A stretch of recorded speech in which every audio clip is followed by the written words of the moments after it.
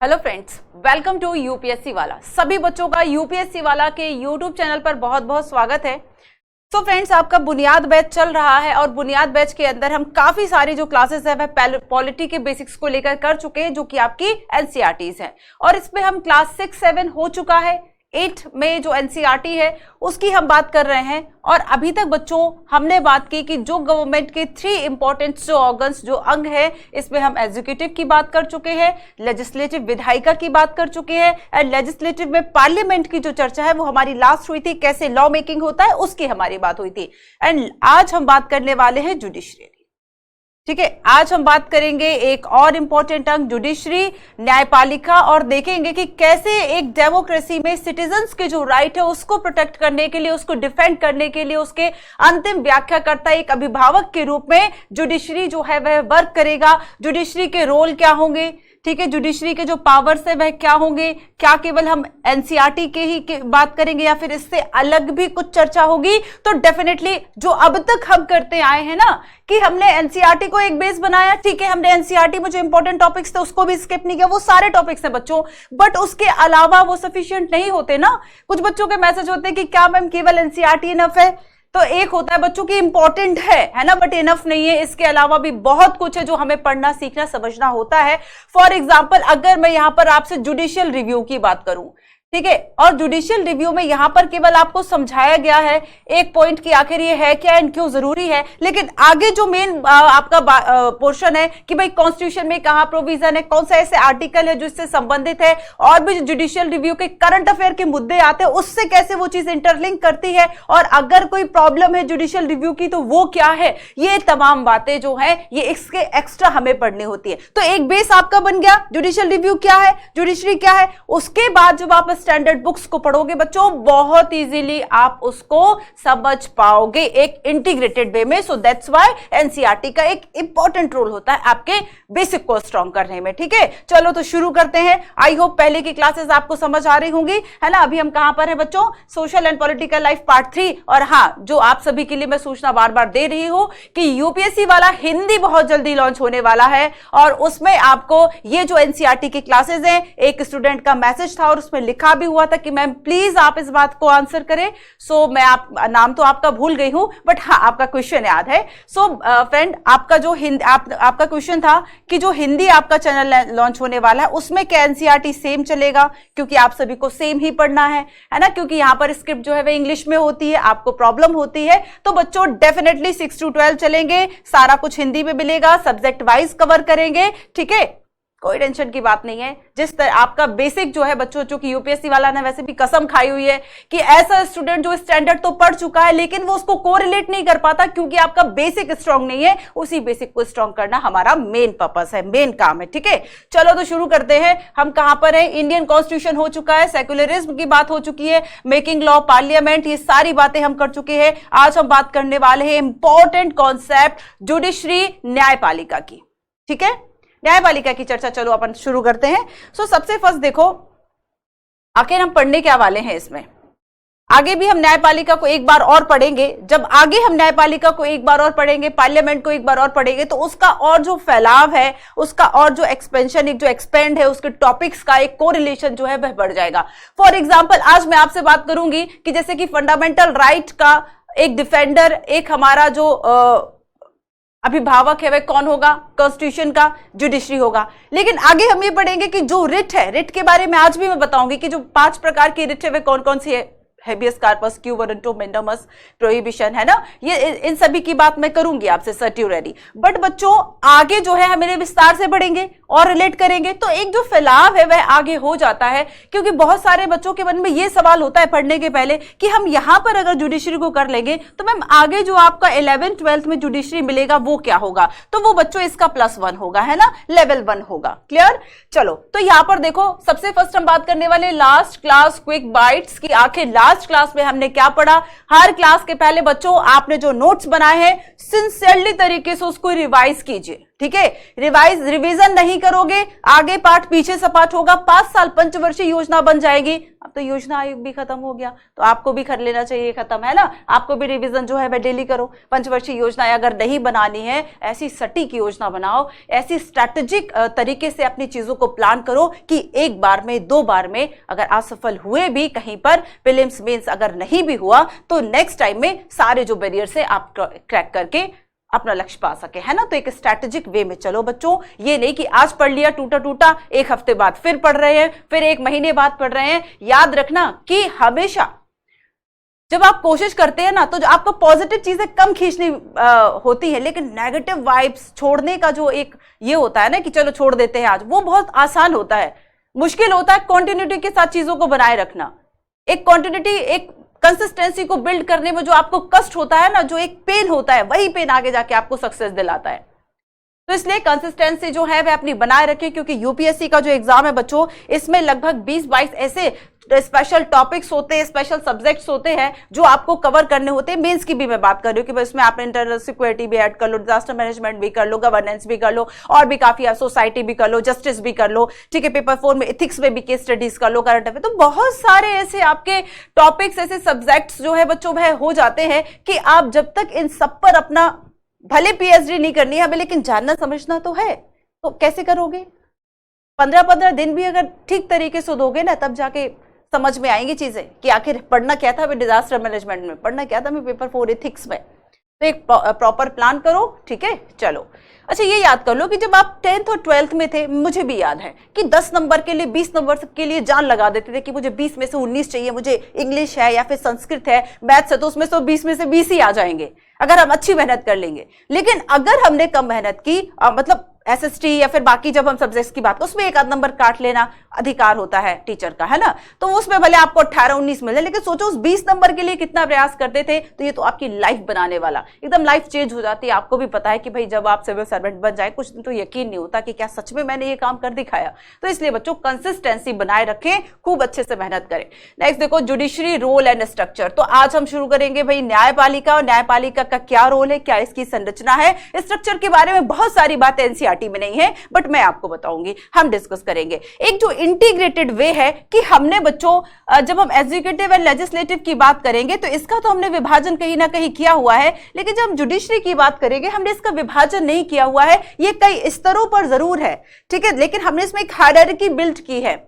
हमने यहां पर ये नहीं कहा कि जो हाई कोर्ट से उसको ऑटोनॉमी है, उसको स्वायत्तता है, सुप्रीम कोर्ट से कोई मतलब नहीं, ऐसा नहीं। एक इंटीग्रेटेड वे है, उसको समझेंगे। और क्या ऐसे आपके मेन प्रोविजन है जो कि इस इंटीग्रेटेड वे को बनाते हैं, उस पर भी हम चर्चा करेंगे। इंडिपेंडेंट जुडिशरी कि आखिर भाई क्यों जरूरी है कि जो न्यायपालिका है वह लोकतंत्र में स्वतंत्र हो, क्योंकि लोगों की रक्षा, लोगों के अधिकारों की रक्षा का जो दायित्व है, जो रिस्पॉन्सिबिलिटी है, वो जुडिशरी पर है। तो ऐसे में बच्चों इंडिपेंडेंट जो जुडिशरी है, ये डेमोक्रेसी के लिए बहुत ज्यादा इंपॉर्टेंट है, और क्या इसके मायने हैं उसको भी हम समझेंगे। जुडिशियल रिव्यू बहुत ज्यादा इंपॉर्टेंट। देखो मैंने उस वे में नहीं रखा है इन टॉपिक को जो आपके एनसीईआरटी में हुए हैं, इंपॉर्टेंस के अकॉर्डिंगली मैंने यहां पे टॉपिक रखे हुए हैं, ठीक है।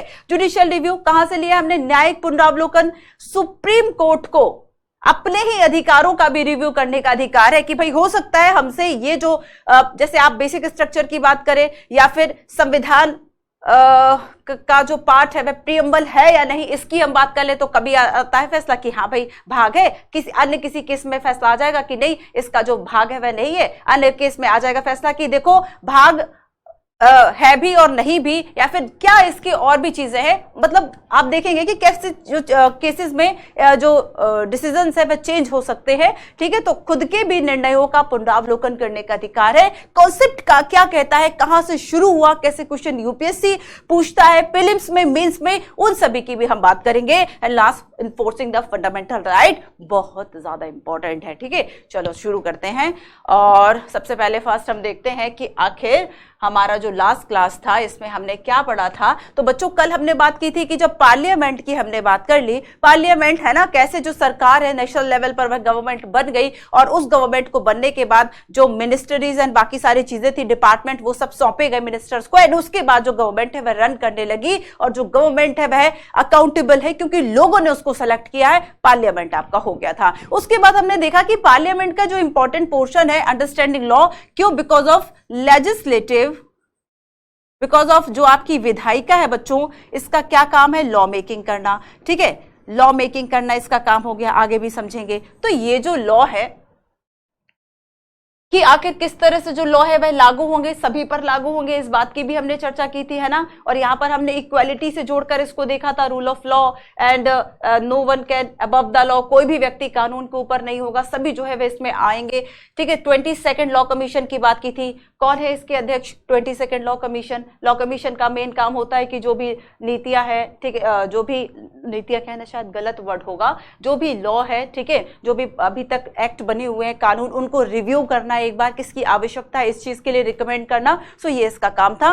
और आपको कमेंट करके ये भी बताना है कि क्या जो लॉ कमीशन होते हैं इनकी जो सिफारिशें हैं वो क्या बाइंडिंग होती हैं या केवल विवेकाधीन।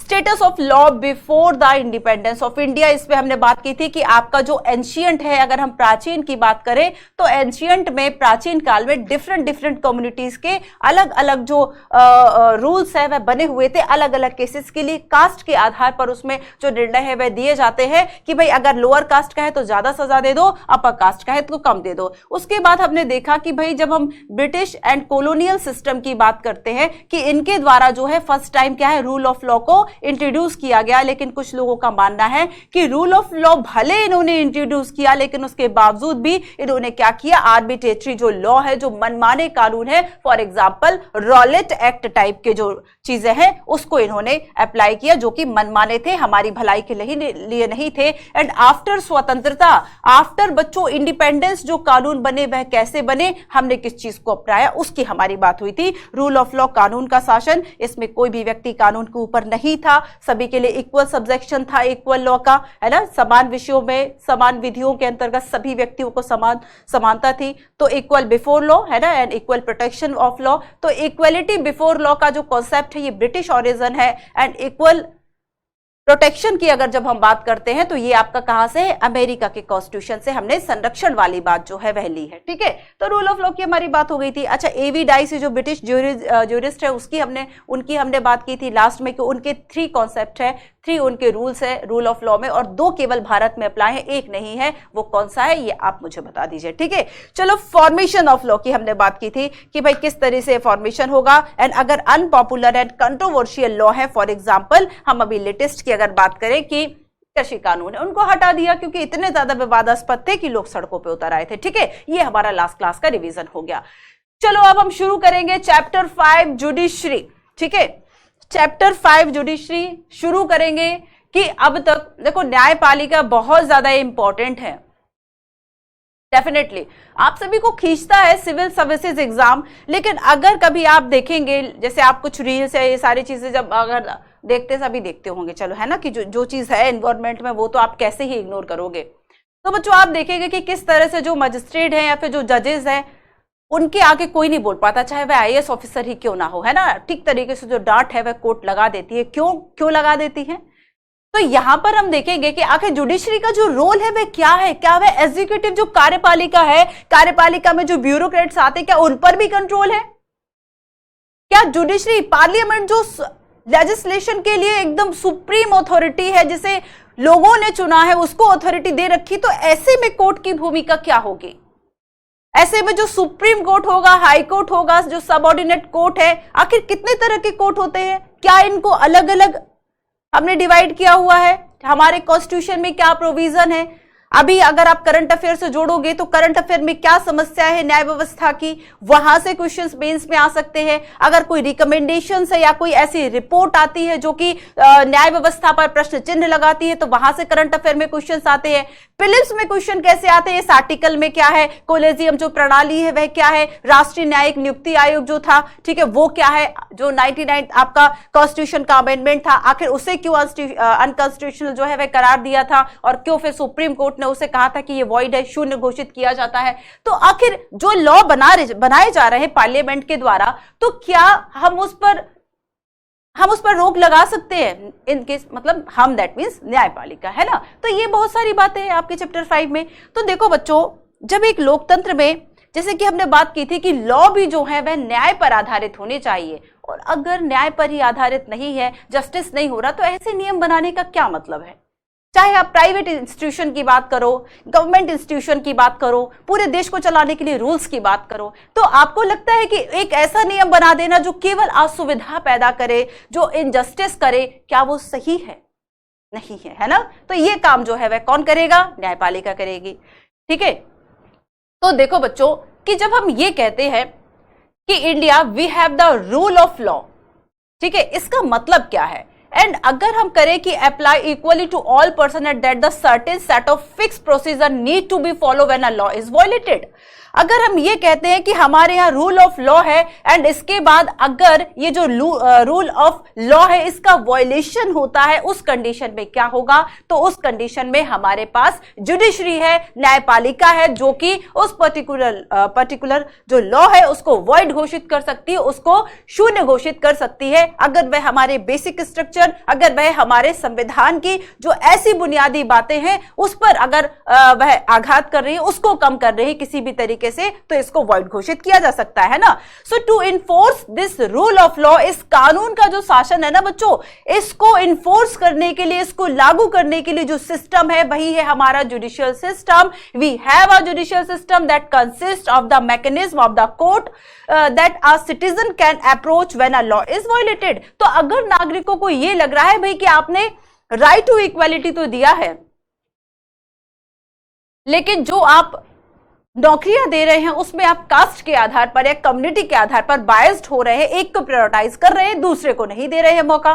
तो लोक नियोजन में अवसर की समता हमारे पास है ना, आर्टिकल 16, अगर उसका वॉल्यूशन होता है तो फिर आपको कहां जाना है? सिटीजन कहां जा सकते हैं? डेफिनेटली यहां जाइए, है ना।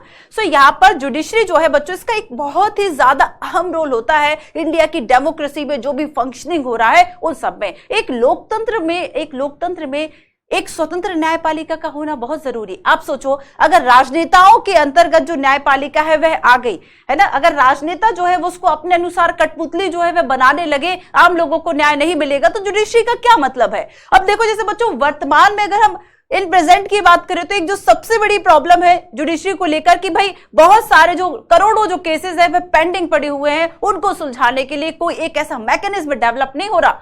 जबकि हम अलग से लोक अदालत के कॉन्सेप्ट की बात करते हैं, ठीक है, हम गरीबों के लिए निःशुल्क सहायता की बात करते हैं, फ्री लीगल सर्विसेज एडवाइस की बात करते हैं, हमारे डीपीएसपी में, directive principle of state policy में। ये सारी चीजें देखो जोड़ के पढ़ा करो, ये नहीं कि केवल हमें यही पढ़ना है। अरे भाई, इससे जो जो चीजें ऐड हो रही हैं वो आपको याद तो रहेगा कि अच्छा मुझे ये भी पढ़ना है, क्योंकि यहां से क्वेश्चन आ गया तो ठीक है। तो सारी चीजों को हम कवर करने की कोशिश करेंगे। तो क्या हमारे यहाँ इंडिपेंडेंट जो जुडिशरी है वो है? आप देखेंगे सुप्रीम कोर्ट ऑफ इंडिया को सर्च करना गूगल पे, ठीक है, आपको ये मिलेगा, वही का स्क्रीनशॉट है, ठीक है, सुप्रीम कोर्ट ऑफ इंडिया। और आप देखेंगे कि भाई ये जो है वह हमारे लिए एपेक्स अथॉरिटी है, टॉप अथॉरिटी है जुडिशियल सिस्टम में, और सुप्रीम कोर्ट के जो भी डिसीजंस होंगे वो अन्य सभी जो इससे लोअर कोर्ट होंगे, चाहे वह स्टेट के हाई कोर्ट हो, सबऑर्डिनेट कोर्ट्स हो, कोई ट्रिब्यूनल्स हो, सभी पर बाइंडिंग होंगे, बाध्यकारी होंगे। आप ऐसे नहीं कह सकते कि ठीक है माना तो माना, नहीं माना तो नहीं माना, तो यहां आपकी चलने वाली नहीं है, ठीक है। और यही एक कारण है कि हमारे यहां इंटीग्रेटेड एक जुडिशरी सिस्टम है। क्लियर? तो ये क्या है बच्चों, आप देखेंगे कि इसमें सारी चीजें आपको मिल जाएंगी, कॉलेजियम रिजोल्यूशन, ठीक है,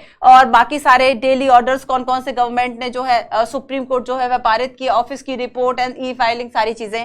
इसके अलावा आप साइट में जब देखोगे ना तो चीफ जस्टिस एंड जजेस की पूरी लिस्ट दी होगी, जिसमें सबसे ऊपर होंगे आपके चीफ जस्टिस ऑफ इंडिया, भारत के मुख्य न्यायाधीश, ठीक है, जजेस roster, committees, register office, notice, मतलब ये सारी चीजें होती है। हमें पढ़ना कुछ नहीं होता, हमें पढ़ना उसमें थोड़ा सा आप ये देख सकते हैं कि भाई चीफ जस्टिस कौन है, जजेस कौन कौन से हैं, ठीक है, आप कमेटीज जो है अगर सुप्रीम कोर्ट के द्वारा कोई बनी हुई या कुछ ऐसी चीजें, एक्स्ट्रा इन्फॉर्मेशन, वो सारी चीजें आपको इसमें देखनी होती है। अगर सुप्रीम कोर्ट ने कोई नए इनिशिएटिव्स लाए हुए हैं, ठीक है, मान लीजिए कोई ऐसा पोर्टल विकसित किया है कि सभी लोगों को न्याय मिल सके, तो उसके लिए अलग से आप देखेंगे किसी पे जो सारे अपडेट्स है वे आ जाते हैं, तो यहां से आप चीजों को देख सकते हैं, ठीक है।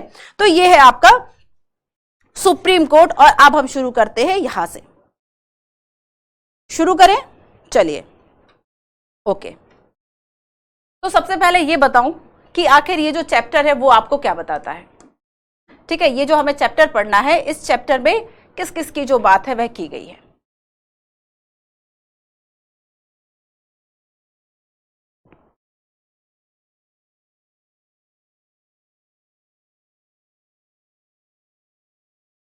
याद है ना कौन सी 2 लाइन्स एक जैसी खींचनी है? न्यायपालिका,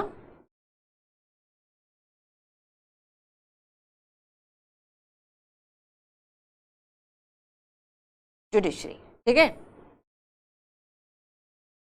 ये जो चैप्टर है बच्चों, friends,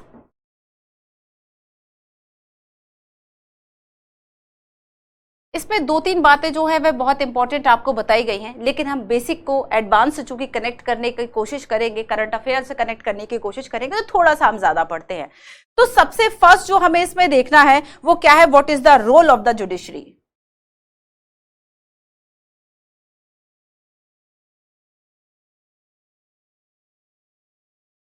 what is the role of the judiciary.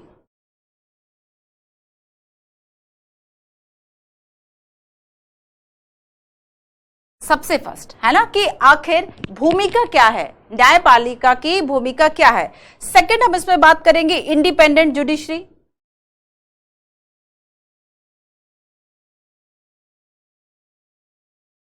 Independent judiciary. Third हम इसमें देखेंगे structure of the court in India. Structure of the courts in India. कितने कोर्ट हैं, क्या इसका स्ट्रक्चर है, इस पर हम चर्चा करेंगे। ठीक है, इसके अलावा 2 बातें और जो आपको ये सिखाता है ये chapter, different branches of the legal system. कौन कौन सी ब्रांचेस है, जैसे कि आपका सिविल एंड क्रिमिनल है ना, डिफरेंट ब्रांचेस।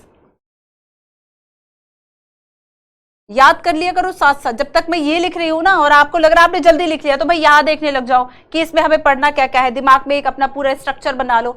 डिफरेंट ब्रांचेस है ना, different branches of the legal system, of the legal system. And next इसमें हमें देखना है कि क्या हर व्यक्ति को न्याय मिलता है, क्या हर व्यक्ति जो है उसको न्याय की सुलभता है। डज एवरीवन हैव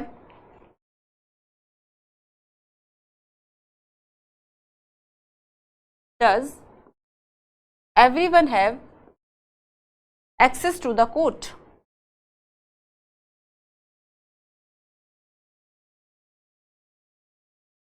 क्या हर व्यक्ति अदालत की शरण में जा सकता है, नहीं जा सकता है। ठीक है, तो चैप्टर जो है बच्चों इसमें रिलेटेड और भी काफी सारी इंफॉर्मेशन है जिसे हमें आगे पढ़ना है।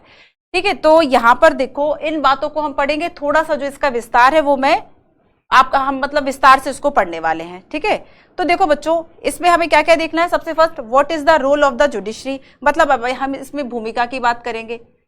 हिंदी में एक एक वर्ड लिख देती हूँ, बाकी आप देख लेना। ठीक है, हम इसकी देखेंगे कि क्या आखिर भूमिका है, स्वतंत्रता कितनी है, न्यायपालिका की स्वतंत्रता, और क्या क्या प्रोविजन हमारे कॉन्स्टिट्यूशन में किए गए हैं, ये हम थोड़ा सा देखेंगे। ठीक है, ये आपके इसमें नहीं है। स्वतंत्रता कितनी है, इसके बाद हम स्ट्रक्चर की बात करेंगे कि आखिर भारत में जो संरचना है कोर्ट की वह कैसी है, कहाँ high court, supreme court, subordinate court की व्यवस्था की गई है, ये क्या व्यवस्था है, और जो हमारी विधि व्यवस्था की शाखाएं हैं।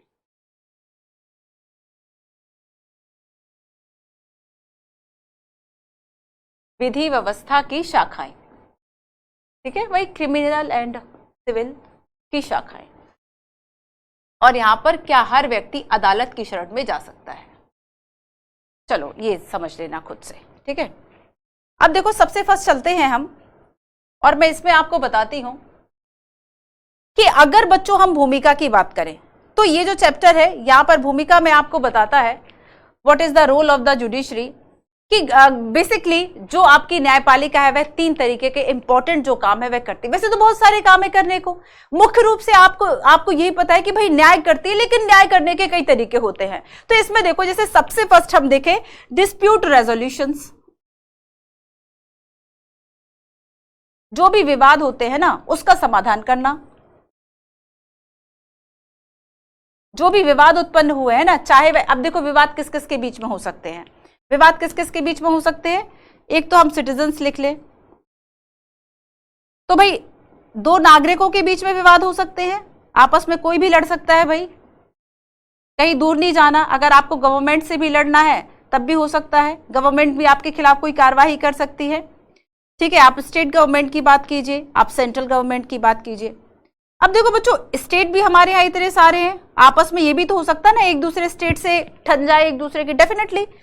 और ऐसा भी हो सकता है बच्चों की एक स्टेट जो है वह सेंट्रल से लड़ जाए, या फिर एक से ज्यादा जो स्टेट है, ठीक है, एक से ज्यादा जो स्टेट है वो सेंट्रल से लड़ जाए। मतलब तो इस तरह के जो डिस्प्यूट्स है वह होते हैं, और इस तरह के डिस्प्यूट्स के रेजोल्यूशंस के लिए क्या है बच्चों, हमारे यहाँ सुप्रीम कोर्ट है, और सुप्रीम कोर्ट की इसमें अपेक्स अथॉरिटी है, ठीक है। And second one is dispute resolution हो गया। सेकेंड हम जुडिशरी में जो बात करने वाले हैं, जुडिशियल रिव्यू। कहां से लिया हमने जुडिशियल रिव्यू, बताओ जरा। जुडिशियल रिव्यू, न्यायिक पुनरावलोकन, ठीक है। एंड थर्ड है इसमें अपहोल्डिंग द लॉ,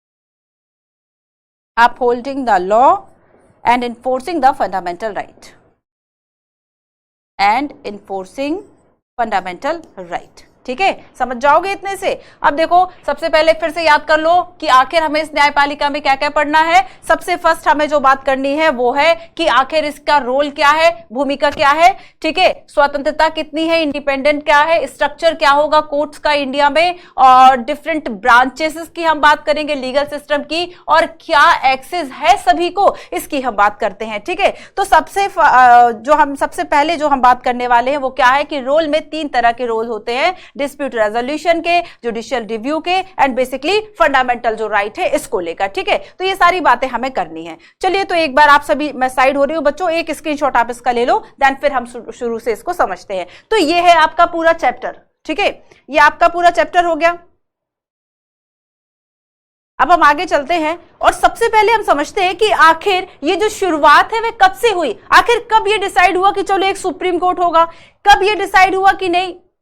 शुरुआत से आपको लगता है कि कोई ऐसी व्यवस्था जो शुरुआत में ऐसी एकदम एग्जैक्ट, एकदम एक्यूरेट, एकदम एब्सोल्यूट बना दी जाए कि उसमें कोई संभावनाएं ना रहे परिवर्तन की, संभावना ना रहे बेटरमेंट की। देखो बच्चों, अगर आप अपने जीवन में भी देखते हैं ना, तो आप अपनी लाइफ में जिस तरह से आप रह रहे हैं, है ना, आपका जो वे ऑफ लिविंग हम कह ले, आप उसमें परिवर्तन कर सकते, नहीं कर सकते।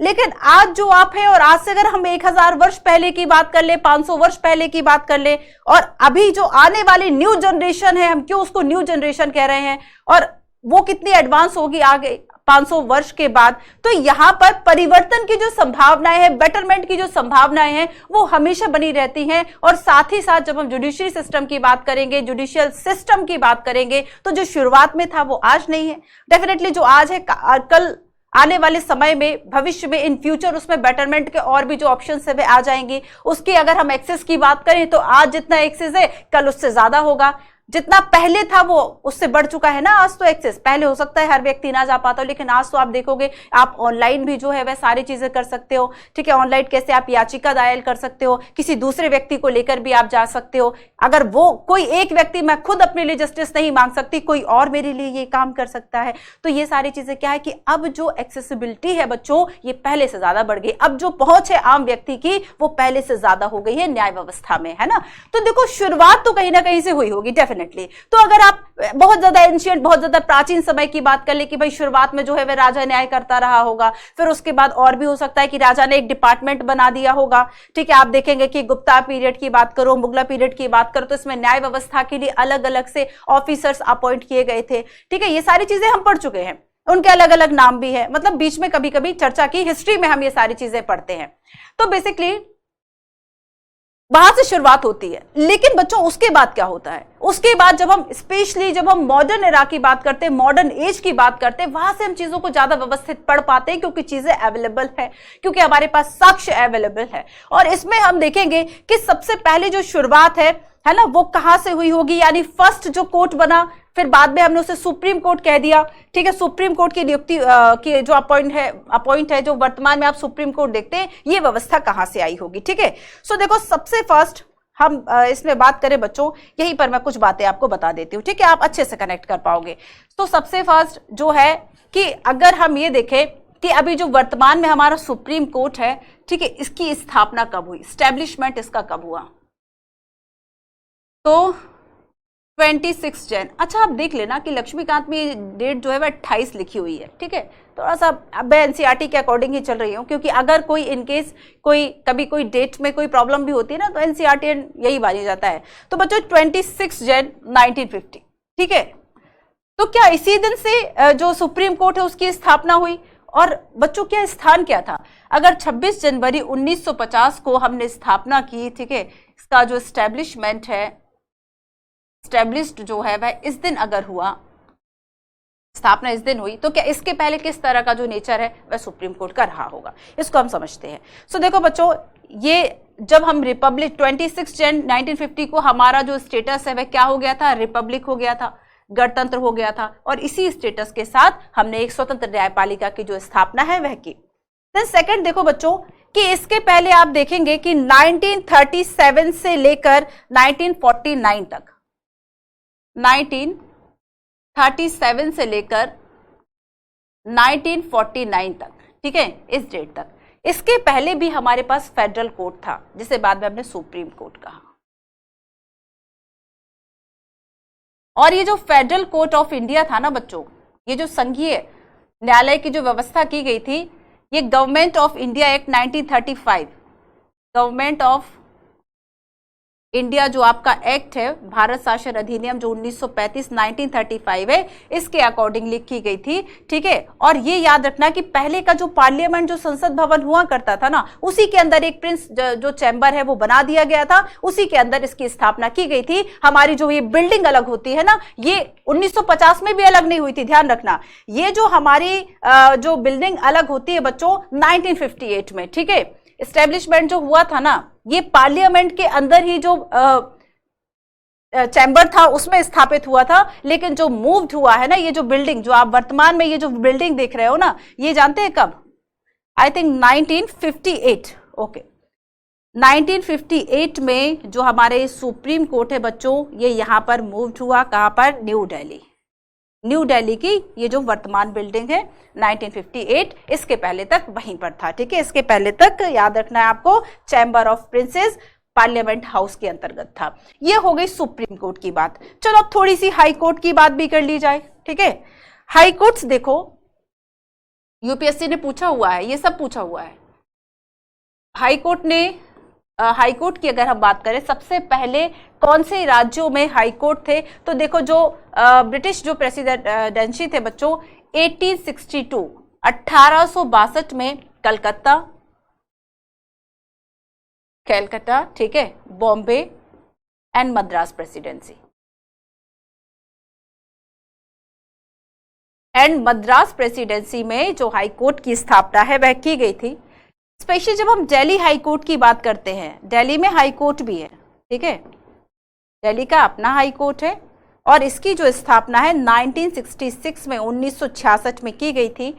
अगर हम वर्तमान में देखें कितने हाई कोर्ट है, तो total number of high court की संख्या जो है वह 25 है। ठीक है, आई थिंक देख लेना 25वां जो है आई थिंक उत्तराखंड का है। ठीक है, इसको करेक्ट कीजिएगा, देखिएगा जरा कि अभी वर्तमान में कुछ चल तो नहीं रहा है ऐसा कि कहीं और हाई कोर्ट की जो स्थापना है वह हुई। ठीक है, आप देखेंगे कि 24 थे, 25वां क्या था कि आप मतलब जो हाई कोर्ट्स बने कि पहले आंध्र प्रदेश और तेलंगाना का भी एक था। ठीक है, फिर उसके बाद अलग अलग कैसे हुआ, फिर जो उत्तराखंड वाला है उसको भी देख लीजिएगा। तो वर्तमान में आखिर कितने जो हाई कोर्ट है, ये नंबर ऑफ जो है वह चेंज हो सकता है, इसको आपको देखना है। ठीक है, ये आपको पूरी कहानी समझ में आई। अब इसके आगे चलो। अच्छा, हमारा जो कॉन्स्टिट्यूशन है वो कहाँ प्रावधान करता है, इसकी हम चर्चा चलो अलग से ही कर लेते हैं।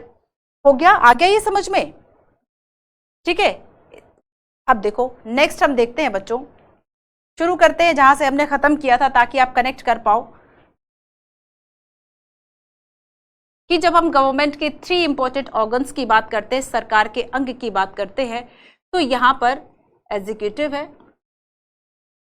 एग्जीक्यूटिव की चर्चा, कार्यपालिका की जो चर्चा है अभी तक हमने की नहीं है ना ठीक तरीके से, वो हम आगे करेंगे आगे आने वाली क्लासेस में। लेजिस्लेटिव की बात हम कर चुके हैं, पार्लियामेंट, विधायिका, और आज जो हमारी चर्चा है कहां की है, जुडिशियरी की, न्यायपालिका। हाई कोर्ट, सुप्रीम कोर्ट थोड़ा सा समझ लिया ना हमने। अब देखो बच्चों कि अगर मैं सबसे पहले आपको यह बता दूं कि आखिर ये जो है वह है क्यों, तो देखो जुडिशरी का मेन काम क्या है कि अगर हमने एक डेमोक्रेसी में ये कहा कि कानून के शासन के अंतर्गत जो चीजें हैं वह संचालित होंगी, तो यहां पर जुडिशरी का जो मेन काम है वह क्या है, when a law is violated. देखो मान लो विधायिका के द्वारा एक लॉ मेकिंग किया, यहां चर्चा हमारी आखिरी छूटी थी ना, याद है, तो यहां से बच्चों कोई ऐसा इन्होंने लॉ बना लिया, मैंने कई बार आपको बताया कि समझ लो ये आपका फंडामेंटल राइट है और यहां पर एक ऐसा लॉ बना दिया जाता है और जो इसका वायलेशन पार्ट है वह कितना है, इतना है, तब इस पार्ट का क्या होगा, ठीक है।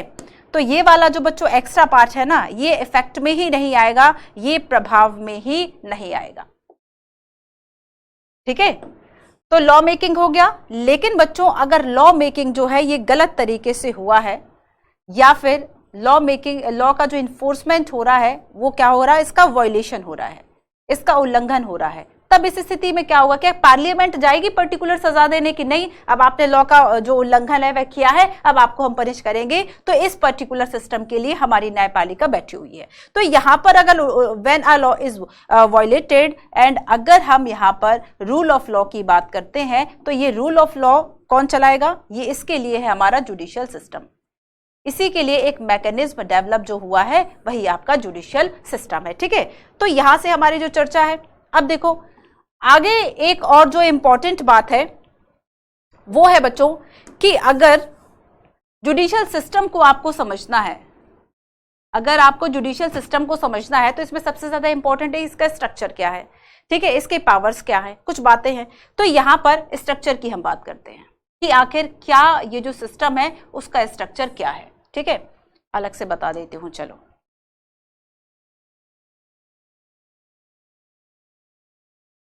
ठीक है, ये वो वाला नहीं है, दूसरा वाला है, संरचना, स्ट्रक्चर।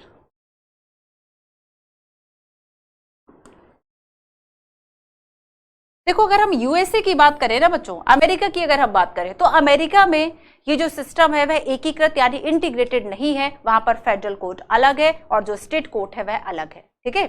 लेकिन इंडिया में ऐसा नहीं है, ऐसा क्यों, ऐसा क्यों, तो देखो इंडिया में आखिर बच्चों जो व्यवस्था की गई है वह व्यवस्था कुछ ऐसी है कि चीजें जो है वह आपस में जुड़ी रहें, और यहाँ पर हमने लेवल बनाए हैं, हमने हायरार्की जो है वह डिसाइड की है, हमने अलग अलग, हम इसके प्रकार नहीं कह सकते, हम इसके क्या कहेंगे बच्चों, हायरार्की है। और हायरार्की में सबसे ज्यादा जहां पर लोगों का इन्वॉल्वमेंट होगा, आप बताइए अगर आपको कोई, आपका मान लीजिए कोई भूमि को लेकर कोई विवाद है, लैंड डिस्प्यूट है, या फिर किसी और बात को लेकर विवाद है, तब आप कहां जाओगे, सीधा हाई कोर्ट जाओगे, सीधे सुप्रीम कोर्ट जाओगे, अगर वो फंडामेंटल राइट का वायलेशन नहीं है।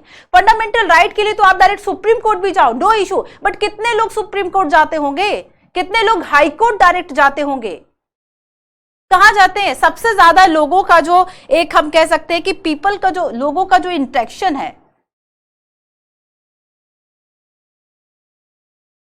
पीपल जो इंटरेक्शन है वो सबसे ज्यादा किस लेवल पर है बताओ, सबसे ज्यादा बच्चों ये जो आपका लेवल है सब ऑर्डिनेट, अधीनस्थ जो न्यायालय है, सब ऑर्डिनेट, ठीक है, अधीनस्थ जो न्यायालय है, जैसे आप जिला न्यायालय, सत्र अदालत है ना, इसके रूप में जानते हो, सब ऑर्डिनेट और डिस्ट्रिक्ट कोर्ट, जो जिला आपकी अदालत है और डिस्ट्रिक्ट कोर्ट। तो सबसे ज्यादा तो लोगों का जो इंटरेक्शन है वह यही होता है, एक आत्मेशी भाई लोग, कुछ लोगों की लगी रहती है जो समाज में ज्यादा सम्माननीय होते हैं, तो यहाँ पर सबसे ज्यादा जो इंटरेक्शन का काम है, और ये जो लेवल है ना बच्चों, ये क्या होगा, बाकी दो लेवल से छोटा, यानी ये हमारा थर्ड लेवल हो गया। अब देखो सेकंड लेवल की जब हम बात करेंगे कि राज्यों में, ये तो हमने जिलों की बात कर ली, डिस्ट्रिक्ट की बात कर ली, अब ठीक है डिस्ट्रिक्ट मजिस्ट्रेट होगा और क्या क्या अलग से शाखाएं होंगी, वो सारी बात अलग है, वो अलग पढ़ने का विषय है। अब लेकिन देखो कि अगर हम एक स्टेट की बात करें, अगर हम देखें कि भाई राज्य में क्या होगा, एक पर्टिकुलर राज्य में सबसे ज्यादा, अगर हम अपेक्स अथॉरिटी की बात करेंगे, आप अगर सब किसी को धमकी भी दो तो मैं तुम्हें कहां देखूंगा, कोर्ट के विषय में क्या कहोगे, डिस्ट्रिक्ट कोर्ट में देखूंगा, नहीं मैं तुम्हें हाई कोर्ट में देख लूंगा। तो ये क्या है बच्चों की, स्टेट में अपेक्स अथॉरिटी जो है वह किसकी है, हाई कोर्ट्स की। उच्चतम या फिर उच्च न्यायालय, डेफिनेटली उच्च न्यायालय, ठीक है, ध्यान से पढ़ लिया करो, तम और ता है या नहीं है, तो यहां पर उच्च न्यायालय, हाई कोर्ट हो गया। एंड जब आप कहते हैं कि भाई हाई कोर्ट में बात नहीं बनी और आप ज्यादा मठाधीश है, मतलब आपकी जो ज्यादा है वह चलती है समाज में, बहुत धन्ना सेठ हैं आप, तब आप क्या कहोगे कि मैं कहां तक घसीट कर लेकर जाऊंगा, सुप्रीम कोर्ट तक। और यहां पर मतलब आप अगर देखो जुड़े, एक व्यक्ति जिसको यहां पर न्याय नहीं मिला वो कह रहा है कि मैं तुम्हें हाई कोर्ट में देखूंगा, लेकिन और भी ज्यादा अगर आपको न्याय नहीं मिल रहा और वो फिर भी लड़ने में सक्षम है, वो क्या कहेगा, मैं तुम्हें सुप्रीम कोर्ट में देख लूंगा। इसका मतलब क्या है, एक से निकले दूसरे में देख रहे का मतलब क्या, चीजें जुड़ी हुई है ना, यही तो बात है, यही बात है ना कि चीजें जुड़ी हुई है। अब देखो अगर एक व्यक्ति ये कह रहा है कि अब मैं तुम्हें देखूंगा कहां पर, अपेक्स अथॉरिटी जो हमारे देश में है, कंट्री के लेवल पर अगर हम अपेक्स अथॉरिटी या टॉप अथॉरिटी की बात करेंगे बच्चों, ये क्या है जो हमारा टॉप लेवल है, supreme court, supreme court in India, ठीक है। तो यहां पर, और अगर सुप्रीम कोर्ट ने कोई डिसीजन ले लिया, अच्छा ये बताओ सुप्रीम कोर्ट ने कहा कि नहीं भाई, अब जो आप देखेंगे कि आपको जैसे कचरा फैलाना हो या फिर कुछ, आप जैसे यमुना की बात कर लें, यमुना नदी की बात कर लें, तो उसमें सुप्रीम कोर्ट या फिर एनजीटी जो है वह मिलकर कैसे निर्णय देती हैं, या फिर सिनेमा हॉल में आपको सबसे पहले जाकर राष्ट्रगान जो नेशनल एंथम है वो बजाया जाएगा, ये कौन कर देता है, ये सुप्रीम कोर्ट ने अगर कह दिया। इसका मतलब क्या है, आप मानो या ना मानो, नहीं मानोगे तो उसके लिए भी प्रावधान है, देख लो। तो यहां पर क्या है कि मानना पड़ेगा, क्यों मानना पड़ेगा बच्चों, क्यों मानना पड़ेगा, क्योंकि सुप्रीम कोर्ट के जो डिसीजन है वह सभी लेवल पर क्या होंगे, सुप्रीम कोर्ट ने अगर कोई निर्णय ले दिया, आप ये नहीं कहोगे कि ठीक है मानना हुआ तो मेरी मनचाही, नहीं भाई, बाइंडिंग होंगे, बाध्यकारी होंगे, आपकी नहीं चलेगी यहां पर, है ना, क्या होगा, बाइंडिंग होंगे, बाध्यकारी होंगे, सुप्रीम कोर्ट के जो डिसीजन है। या फिर इवन जैसे मान लो हाई कोर्ट ने कोई निर्णय ले दिया, तो हाई कोर्ट का जो डिसीजन है ना बच्चों, सबऑर्डिनेट, यानी इसमें यह बताया जा रहा है कि जो लोअर लेवल के कोर्ट है उस पर जो अपर लेवल का कोर्ट जो डिसीजन लेगा वो उस पर बाध्यकारी होगा, वो उस पर बाइंडिंग होगा। और यही बात जो है वह हमारे एक इंटीग्रेटेड सिस्टम जो है वह डेवलप करती है। तो जुडिशियल में हमारे पास इंटीग्रेटेड सिस्टम है, क्यों इंटीग्रेटेड सिस्टम है, क्योंकि सारी चीजें कैसे आपस में जुड़ी हुई है, हमने इसको बांटा नहीं है। और जो हमारी अपेक्स अथॉरिटी है, जो सुप्रीम कोर्ट है, ये क्या है कि अगर इसने कोई डिसीजन ले लिया तो वह बाकी सब पे बाइंडिंग होंगे, चाहे वह हाई कोर्ट हो चाहे वह सबऑर्डिनेट कोर्ट हो, ठीक है। आप देखोगे कि देखो किसी भी पर्टिकुलर विषय पर कोई पर्टिकुलर मान लो केस आया और उस केस में उस कोर्ट में वो खिलाफ नहीं जा सकती कि भाई सुप्रीम कोर्ट ने इस केस में इस तरह का कोर्ट हुआ था, मतलब इस तरह का केस जो है वह सुप्रीम कोर्ट में हुआ था तो ये डिसीजन दिया था। तो वहां पर अगर जो ज्यादा शातिर वकील होगा तो वो वहां पर उसी पक्ष को रखेगा। अगर उसके पास सेम केस आया कि देखो ये नंबर केस, ये केस नंबर है और इसमें सुप्रीम कोर्ट ने कहा था कि यही डिसीजन होगा, तो वो जो हाई कोर्ट है वो मतलब उसे भी वही डिसीजन देना पड़ेगा। क्यों? क्योंकि बाइंडिंग हो गया है ना, विवेकाधीन नहीं है, आप अपने अकॉर्डिंगली नहीं चल सकते बहुत ज्यादा। तो ये क्या है बच्चों, इंटीग्रेटेड है, ठीक है। एक शब्द आपको समझ में आया कि किस तरह से हमारी जो व्यवस्था है वह इंटीग्रेटेड है। तो इंटीग्रेटेड जुडिशरी जो सिस्टम है वो क्या कहता है, समझ तो आप गए, चलो कुछ चीजें लिख भी लेते हैं।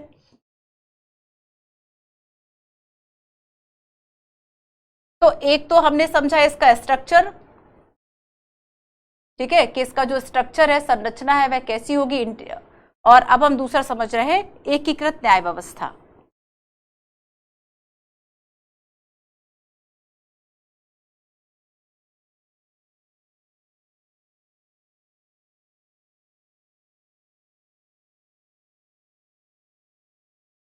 इंटीग्रेटेड जुडिशियल सिस्टम, ठीक है।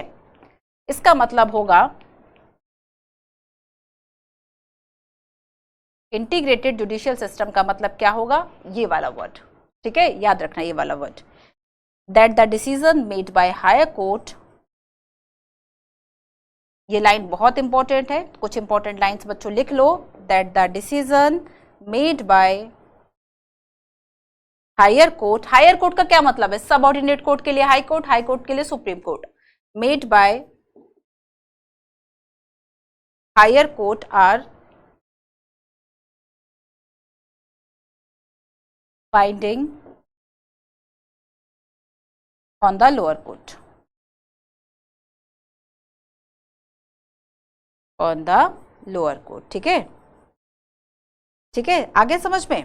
अब देखो, एक तो बात ये हो गई कि बाध्यकारी है, इसका मतलब एकीकृत हो गया। अब देखो एक और इसमें वर्ड है, एक और शब्द को याद करो। देखो धीरे धीरे ही सारी चीजें जो है वो हमें याद होती हैं, अगर हम आराम से उसको तोड़कर पढ़े ना बच्चों चीजों को, तो ज्यादा अच्छे से याद कर पाएंगे। तो एक तो हमने एकीकृत की बात कर ली, ठीक है। इंटीग्रेटेड है, क्यों है इंटीग्रेटेड, क्योंकि यहाँ पर जो डिसीजन है वह बाइंडिंग हो रहे हैं, डिसीजन जो है बच्चों वह क्या हो रहे हैं, बाइंडिंग हो रहे हैं। तो एक वर्ड तो आपका ये हो गया, बाइंडिंग है इसलिए एकीकृत है। लेकिन दूसरा जो तरीका है, ठीक है, वह क्या है, दूसरा वर्ड आपको इंपॉर्टेंट इसमें याद रखना है कि हमारे यहाँ क्या है, फर्स्ट तो बाइंडिंग वाला कॉन्सेप्ट हो गया, सेकंड क्या है बच्चों, सेकंड में क्या था, बाइंडिंग एंड अपीलेट सिस्टम है।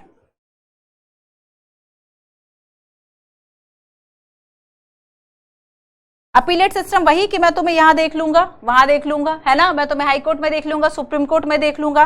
तो ये जो बात थी ना वो क्या थी, वो अपीलेट सिस्टम था कि अगर आप अपने लोअर जो कोर्ट है उसके डिसीजन से खुश नहीं है तो वो क्या होगा, हाई कोर्ट में जाएगा। हाई कोर्ट के डिसीजन से खुश नहीं है तो आप उसमें अपील जो है वह किस में कर सकते हैं, सुप्रीम कोर्ट में कर सकते हैं। ठीक है, तो यहां पर जो है बाइंडिंग भी है एंड अपीलेट भी है, दो वर्ड जो हमें एक इंटीग्रेटेड जुडिशियल सिस्टम प्रोवाइड करते हैं।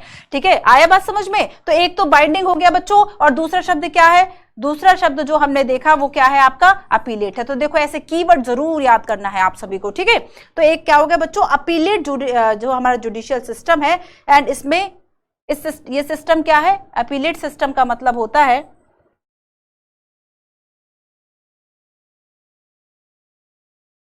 Appeal to a higher court, appeal to a higher court. ठीक है, फॉर एग्जाम्पल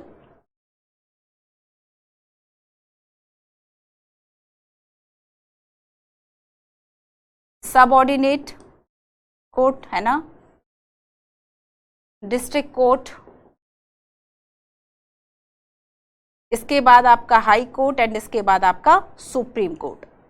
अपेक्स अथॉरिटी जो जुडिशियल इसमें हो गया अपीलेट में, वह सुप्रीम कोर्ट की हो गई। तो ये दो बातें जो हमारी व्यवस्था को एकीकृत करती हैं।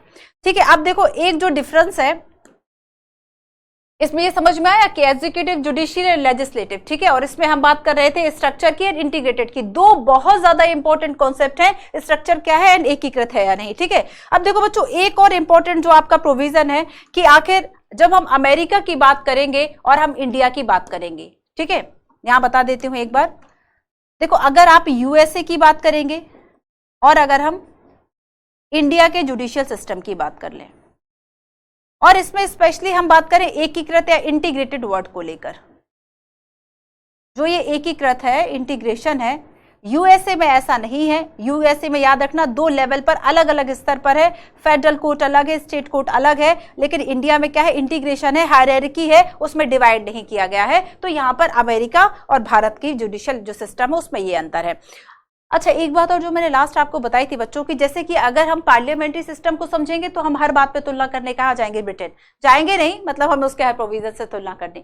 सेम वैसे ही कि अगर हमारा जो जुडिशियल सिस्टम है वह ज्यादा मैच करता है अमेरिका के जुडिशियल सिस्टम से, तो हम हर एक बात पे वहां पे मैच करेंगे कि अच्छा यहाँ पर ऐसी व्यवस्था है, इंडिया में ऐसी व्यवस्था नहीं। और यूपीएससी यहाँ से भी क्वेश्चन पूछता है। ठीक है, तो अगर आपको देखो इसके अलावा जो मैं क्लास में करा रही हूँ इससे आपकी एक समझ बन जाएगी ऑल ओवर, आपको पढ़ने में एक इंटरेस्ट आ जाएगा, अरे मैम ने इतनी इतनी चीजें बता के छोड़ दी, बताया नहीं, बताओगी तो 5 घंटे जुडिशियल सिस्टम पढ़ाऊंगी। खुद भी कुछ मेहनत कर लो। तो उसमें क्या है कि आपको जो मैं बीच में बोल रही हूं आपको लग रहा है ये नहीं आता, तुरंत उसको सर्च करो, तुरंत उसको बुक में ढूंढो, तुरंत उसके नोट्स बनाओ, पढ़ लो उसको। तो आपको जुडिशियल सिस्टम में जो मैं क्लास ले रही हूं उससे बाहर कुछ नहीं जाएगा, ये मैं आपको गारंटी दे रही हूं। बस हाँ, सारी चीजें मैं पढ़ा नहीं सकती क्योंकि हमारे पास समय सीमा होती है। आपको भी पता है कि भाई मैं 5 घंटे पढ़ाऊंगी, शायद आप खुद ना देखें। ठीक है, तो यही बात है बच्चों। सो यहां पर हमने 2 इंपॉर्टेंट बातें देख ली। अब आगे देखो, अच्छा एक और बात सुनो, कितने नंबर ऑफ जजेस होते हैं यहां पर, कितने नंबर ऑफ जजेस होते हैं ये बताओ।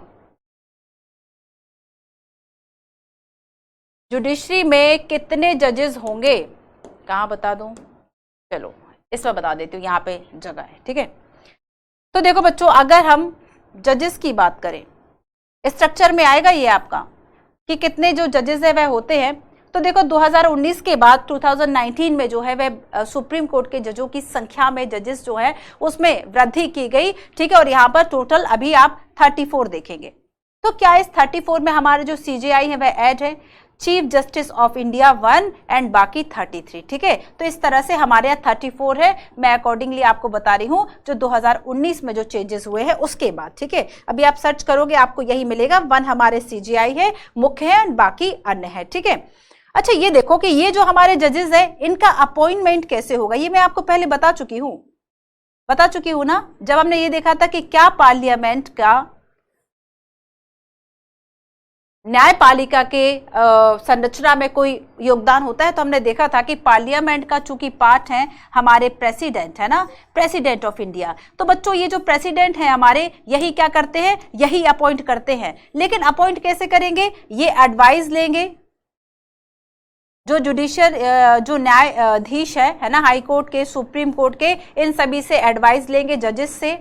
और एडवाइस लेने के बाद जो नाम आता है, ठीक है, उसके आधार पर जो प्रेसिडेंट है वे अपॉइंट कर रहे हैं। और इसी को क्या कहा जा रहा है, कोलिजियम सिस्टम, कोलिजियम सिस्टम। कल भी मैंने आपको बताया था। अभी हाल ही में चल रहा है कि कुछ चेंज हो जाना चाहिए, लेकिन चेंज आप देखेंगे कि संसद टीवी सुना करो, ठीक है। जैसे पहले लोकसभा राज्यसभा टीवी था, अब वो एक हो गया, अब संसद टीवी आ गया। एक क्यों हुआ था, क्योंकि अलग अलग चैनल्स और ये सारी चीजें होने पर गवर्नमेंट जो है वो उतना एफिशिएंट वर्क नहीं कर पा रही थी, कॉस्ट ज्यादा आ रही थी। तो यहाँ पर दोनों चैनल को मिला के एक कर दिया कि क्या जरूरत है कि लोकसभा की कार्रवाई के लिए अलग सारी चीजें करो, उसके प्रसारण के लिए एंड लोक राज्यसभा के लिए अलग करो, एक कर दो ना, एक ही पे कर दो सारे गवर्नमेंट की चीजें। तो यहाँ पर ये एक कारण होके संसद टीवी नाम रखा गया। उसको एक बार देख लेना, करंट अफेयर का भी मुद्दा हो सकता है आपसे कभी पूछा जाए कि जो लोकसभा राज्यसभा का जो पहले प्रसारण होता था अब वो क्या हो गया, संसद टीवी हो गया, ठीक है। उसको सुना करो यूट्यूब पर सुना करो, आपको ये सारी चीजें क्लियर होगी। उस पर आपको कोलिजियम विवाद लेटेस्ट मिल जाएगा। आपका ये भी होमवर्क हो गया एक, संसद टीवी पर आपको कोलिजियम सिस्टम सुनना है बच्चों, ये आपका होमवर्क हो गया, ठीक है। होमवर्क मैं इस पेज पे लिख दिया करूंगी। चलो होमवर्क कर रहे हो डेली, नहीं कर रहे हो, नहीं करोगे तो मुझे क्या, आप ही नहीं सीख पाएंगे चीजें। तो यहां पर मेरा तो काम है बच्चों डेली आपको होमवर्क देना और आपसे कहना, ठीक है। संसद टीवी, इस पर आपको जो कोलिजियम सिस्टम है उसको सुनना है।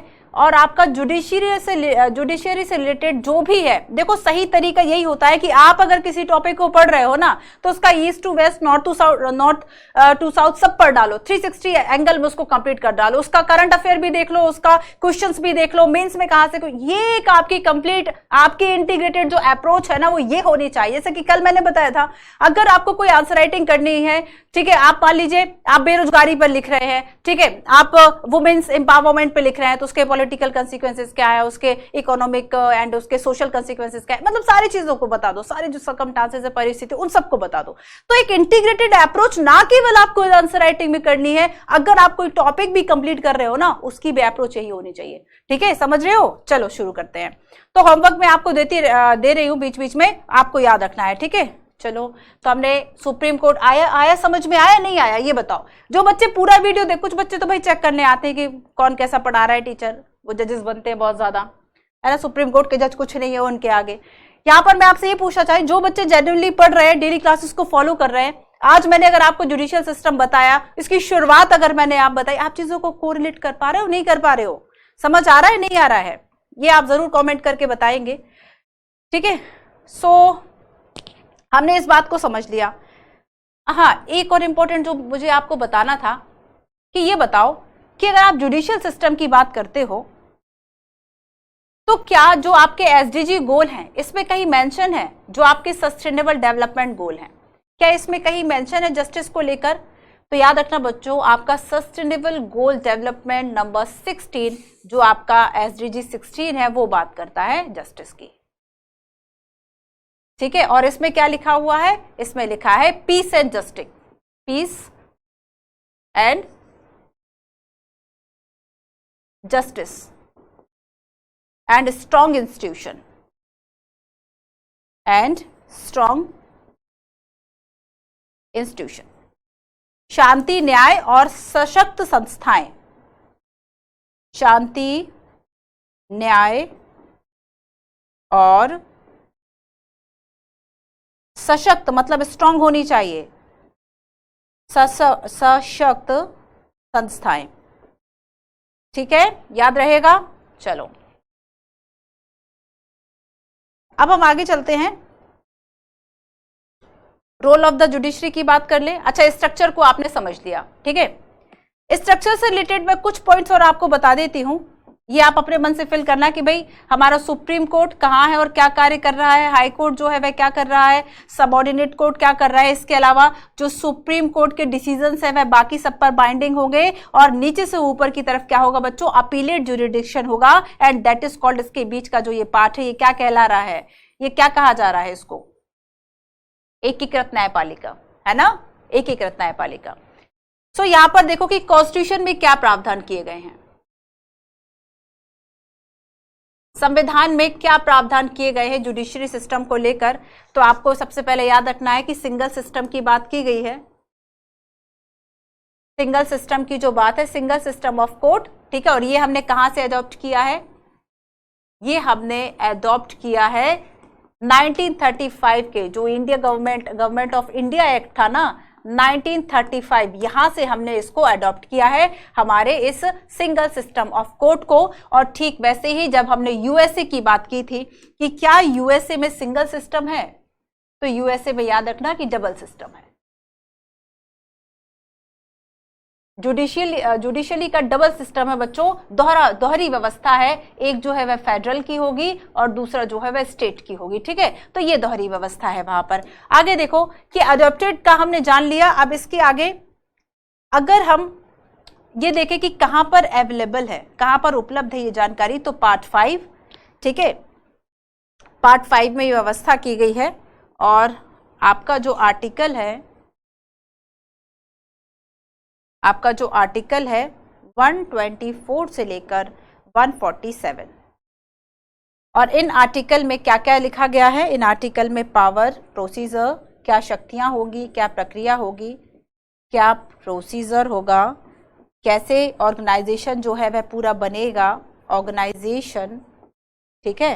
एंड इसके अलावा इंडिपेंडेंट कितना होगा, इंडिपेंडेंट स्वतंत्रता कितनी होगी, ये सारी बातें लिखी गई हैं। और ज्यूरिसडिक्शन जो एरिया है वह कितना होगा, ठीक है, जो ज्यूरिसडिक्शन एरिया है, जो न्याय क्षेत्र है वह क्या होगा, कितना होगा, ये सारी व्यवस्थाएं आर्टिकल 124 से 147 तक की गई हैं, ठीक है। क्लियर है, याद रहेगा आपको, यहां से आपका मेंस में क्वेश्चन आ सकता है। अच्छा, ये जो मैंने आपको समझाया कि आखिर इंटीग्रेशन क्या है, फिर से एक बार सुन लो, कुछ वर्ड से ही समझा देती हूं। इंटीग्रेशन का जो मतलब है आखिर वो क्या है, इंटीग्रेशन, क्योंकि हमारे संविधान में भी सिंगल सिस्टम की बात की गई है।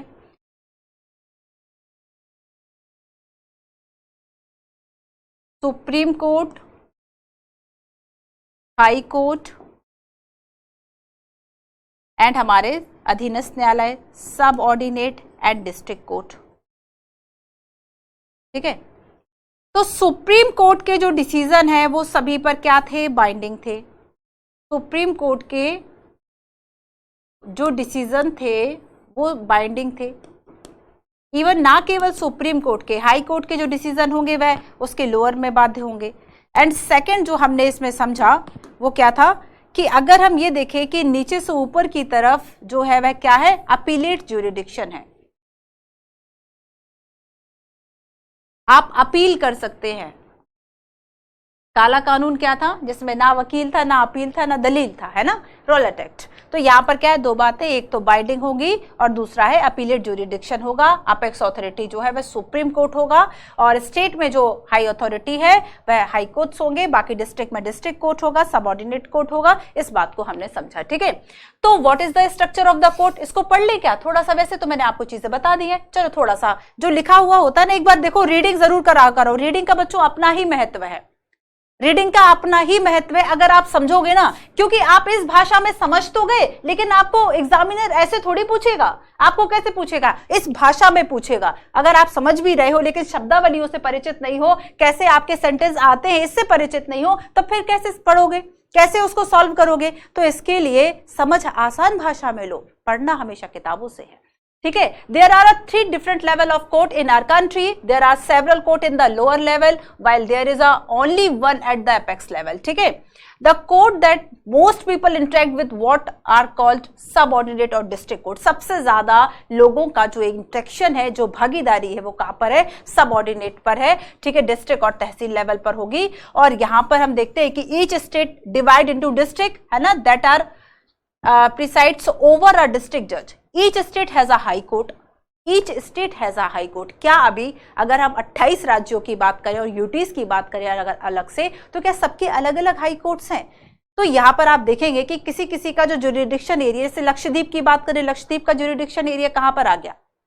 ठीक है, आप अंडमान निकोबार की बात करें, वहां का अगर हाई कोर्ट नहीं है तो उसका ज्यूरिडिक्शन एरिया जो है वह कहां आ गया?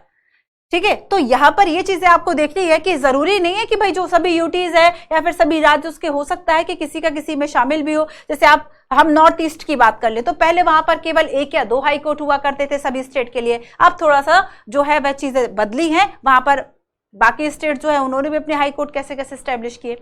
Which is the highest court of the state at the top of the supreme court that is located in new Delhi, है ना। और ये कब न्यू दिल्ली कब आया?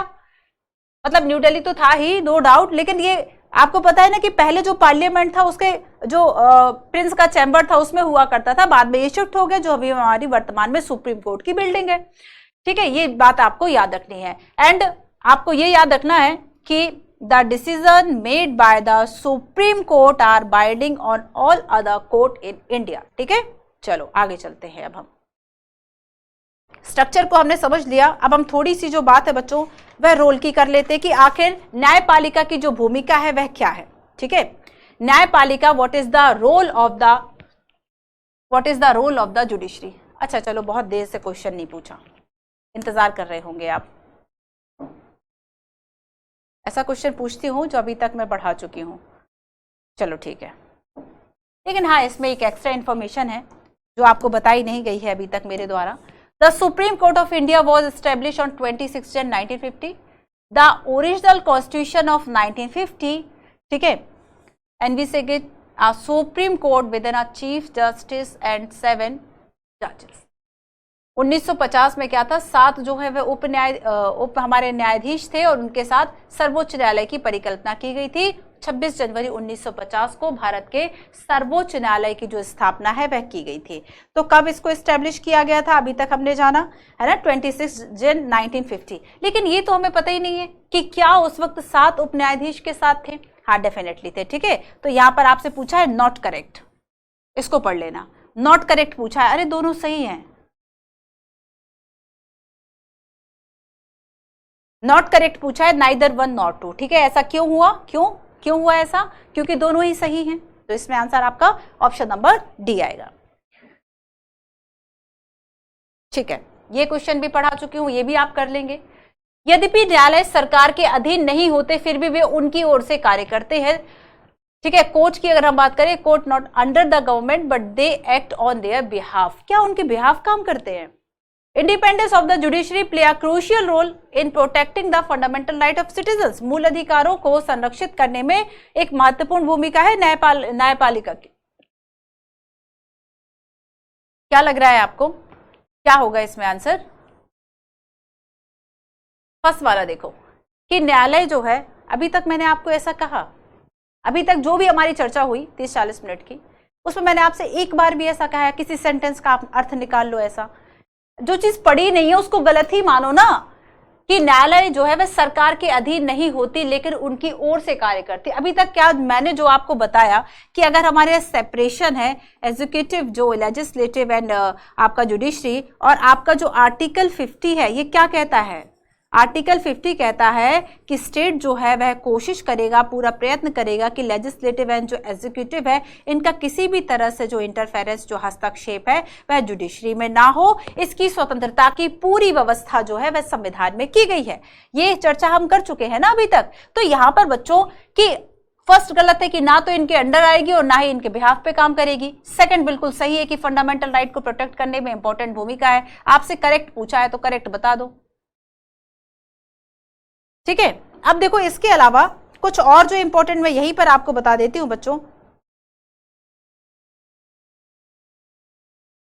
कि अगर हम यहां पर देखते हैं कि स्वतंत्र जो न्यायपालिका है उसको यही समझा देती हूँ, ठीक है, क्योंकि यहां पर स्वतंत्र न्यायपालिका की बात हुई है, ये तो गलत हो गया ना, क्योंकि अभी तक हमने इंडिपेंडेंट जुडिशरी की बात की है, ठीक है। इसको थोड़ा सा ऊपर बना देती हूँ क्योंकि बाकी बातें भी यही लिख दिया मैं। एग्जीक्यूटिव हो गया, लेजिस्लेटिव हो गया, जुडिशरी हो गया। तो हमारी जुडिशरी है, आर्टिकल 50 क्या कहता है कि इन दोनों के प्रभाव से मुक्त होगी, ठीक है। और यहाँ पर जुडिशरी के लिए एक इंडिपेंडेंट जो वर्ड है ये हमने यूज किया, ठीक है। स्वतंत्र न्यायपालिका है और स्वतंत्र न्यायपालिका को लेकर पॉलिटी में कुछ प्रोविजन, कॉन्स्टिट्यूशन में जो कुछ प्रोविजन है वह किए गए हैं संविधान में। एक बार आप सभी इन प्रोविजंस को देख लेना, विस्तार से पढ़ लेना, मैं केवल कुछ पॉइंट्स आपको बताऊंगी। देखो सबसे पहली बात है कि इनका जो अपॉइंटमेंट है, इनका जो, अगर हम अपॉइंटमेंट की बात करें, ठीक है, तो ये हस्तक्षेप से मुक्त है। एग्जीक्यूटिव एंड जो जुडिशरी है इसके हस्तक्षेप से, एग्जीक्यूटिव एंड लेजिस्लेटिव के हस्तक्षेप से जुडिशरी मुक्त है, ठीक है। इसमें बहुत ज्यादा हस्तक्षेप नहीं हो सकता और इसी का उदाहरण है आपका 99th कॉन्स्टिट्यूशनल अमेंडमेंट, ठीक है।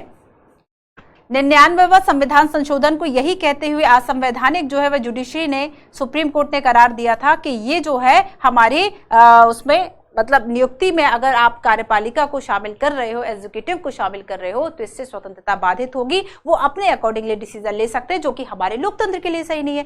तो अपॉइंटमेंट, लेकिन हाँ, अब आप सोचोगे कि मैम प्रेसिडेंट तो कर रहा है और जो प्रेसिडेंट है वो पार्लियामेंट का पार्ट है, तो भूमिका हो गई। लेकिन बच्चों हम देखेंगे कि इस भूमिका में भी वो अपॉइंट कर रहे हैं, लेकिन जो नाम सजेस्ट कर रहे हैं वो खुद से थोड़ी ना कर रहे हैं राष्ट्रपति। वो क्या हो रहा है, वो तो हमारा जो जुडिशियल सिस्टम है, जो जुडिशरी में हमारे जो टॉप जजेस हैं उनके द्वारा नाम दिए जा रहे हैं, उन्हीं में से नाम एक जो है वह अपॉइंट कर रहे हैं हमारे जो प्रेसिडेंट है ना।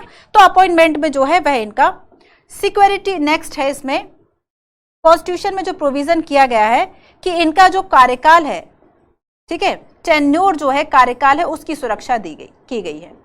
ये नहीं कि भाई पसंद नहीं आया इन जज का ये जो निर्णय था और उनको हटा दिया जाए, ऐसा कुछ नहीं होता है। जैसे आप देखो हिजाब मुद्दे की बात करें तो हिजाब मुद्दे पे क्या हुआ कि भाई जो आप देखें सुप्रीम कोर्ट ने कोई डिसीजन नहीं दिया, क्योंकि वो मुद्दा कई जगह जो है अगर आप वहां पर राइट टू इक्वालिटी को फॉलो कर रहे हैं, अगर आप वहां पर जो समान नागरिक संहिता है उसको फॉलो कर रहे हैं, अगर आप ये कहते हैं कि भाई स्कूल जो है उसमें कोई पर्टिकुलर आप अपना जो धर्म है उसको नहीं बहुत ज्यादा प्रेजेंट कर सकते, सभी जो है वह बच्चे समान है, सभी स्कूल यूनिफॉर्म में हो, तो आपका आर्टिकल 25 से 28 जा रहा है। कॉन्ट्राडिक्ट है बच्चों। अगर हम समानता की बात करें, धर्मनिरपेक्षता की बात करें, अगर आपने एक तो धर्म की स्वतंत्रता दी हुई है तो फिर कैसे व्याख्या कर सकती है। तो कभी कभी सुप्रीम कोर्ट का डिसीजन ना करना भी सही है। आपको समझ भी आ रहा है कि क्या सुप्रीम कोर्ट को उस पर डिसीजन देना चाहिए, नहीं देना चाहिए। तो कुछ लोग कहेंगे कि हाँ भाई दे दो, कुछ लोग कहेंगे कि नहीं वो सही नहीं है, क्योंकि वो धर्म जो है हम उस चीज को पहले प्रैक्टिस कर सकते हैं, हमें स्वतंत्रता दी गई है, ठीक है। तो यहाँ पर क्या है बच्चों, कार्यकाल की सुरक्षा है। इसके अलावा देखो power to punish for contempt, ये नहीं है कि भाई केवल हम कहने के लिए है और बस आपने हमारी बात नहीं मानी तो हम कुछ नहीं करेंगे। अपनी अवमानना के लिए जो है वह दंड दिया जा सकता है। जिसे आप देखेंगे बहुत सारे ऐसे एग्जाम्पल्स है, ठीक है, हम फिर कभी इसको पढ़ेंगे बहुत विस्तार से। Power to punish for contempt, ये स्वतंत्रता की रक्षा करता है। Power to punish for it contempt, contempt of court क्या है, अवमानना। अगर बात आपने नहीं मानी, ये अवमानना ना कई तरह की हो सकती है कि सुप्रीम कोर्ट ने डिसीजन दिया और आप उस चीज को फॉलो नहीं कर रहे हैं, ठीक है। लिखित रूप में भी आप अवमानना कर सकते हैं, आप बोलकर भी अवमानना कर रहे हैं, आप एक्ट करके भी अवमानना कर रहे हैं, तो फिर यहाँ पर सुप्रीम कोर्ट जो है पनिश कर सकता है। देख लो, तो यहाँ पर क्या हो गया बच्चों कि इस कंटेम्प्ट के लिए पनिश कर सकता है सुप्रीम कोर्ट, ठीक है। तो यहाँ पर ये स्वतंत्रता हो गई ना। चलो अब नेक्स्ट देखो, सेपरेशन फ्रॉम एग्जीक्यूटिव, ये तो पता ही है आपको, बहुत पढ़ा दिया मैंने सेपरेशन। तो सेपरेशन फ्रॉम एग्जीक्यूटिव,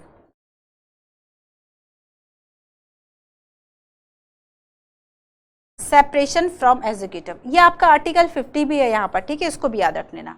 अच्छा, एक और इंपॉर्टेंट जो प्रोविजन है कि इनके जो वेतन भत्ते होते हैं ना, जो जजेस को मिलते हैं, उन पर मतदान नहीं किया जा सकता। मतदान इसलिए नहीं किया जाता क्योंकि वो जिस फंड, जिस निधि से दिए जा रहे हैं ना, उस पर वोटिंग होती ही नहीं है।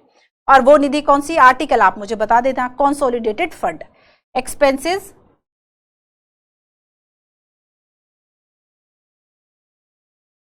चार्ज्ड, एक्सपेंसेस जो इनके व्यय है ना, वो किस पर भारित होंगे बच्चों, कंसोलिडेटेड फंड।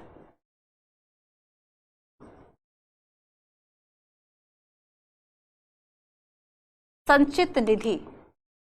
और ये स्वतंत्रता कैसे सुनिश्चित करेगी, क्योंकि यूपीएससी ये क्वेश्चन पूछ चुका है कि क्या संचित निधि पर वोटिंग कराई जा सकती है, इस पर वोटिंग नहीं कराई जा सकती। और अगर आप चाहते हैं कि भाई देखो, कंट्रोल कब होता, अगर इस पर वोटिंग होती और पार्लियामेंट जो है वह वोट कर देती कि भाई सबके वेतन भत्ते जो है वह कम कर दो जजेस के, तो ये क्या हो गया, ये उनकी स्वतंत्रता प्रभावित हो गई ना, नहीं हो गई। तो यहाँ पर कॉन्स्टिट्यूशन में पूरी सुरक्षा दी गई है इस बात की कि न्यायालय जो है, जो हमारा जुडिशरी सिस्टम है, वो बहुत अच्छे से वर्क कर सके स्वतंत्रता के साथ, ठीक है। आगे ये समझ में बहुत इंपॉर्टेंट है, ये एक मेंस का क्वेश्चन भी हो सकता है, अगर थोड़ा सा करंट अफेयर आप मिला दो, इन सभी को थोड़ा थोड़ा एलोबरेट कर दो, बहुत अच्छा क्वेश्चन है, ठीक है। चलो इस बात पे क्वेश्चन ही लिख लेना। क्वेश्चन क्या लिखना है आपको, एक होमवर्क हो गया, एक होमवर्क क्या हो गया आपका, कहा गया, ये रहा, ठीक है। एक तो मैंने आपको दिया था जुडिशरी का सिस्टम, ओके ओके, ये तैयार करना है। एक मैं होमवर्क आपको देती हूं, मेंस का क्वेश्चन।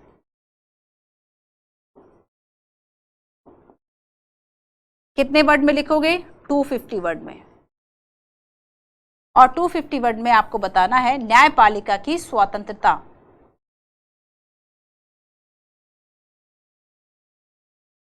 न्यायपालिका की स्वतंत्रता को संविधान में कैसे सुनिश्चित किया गया है, ठीक है।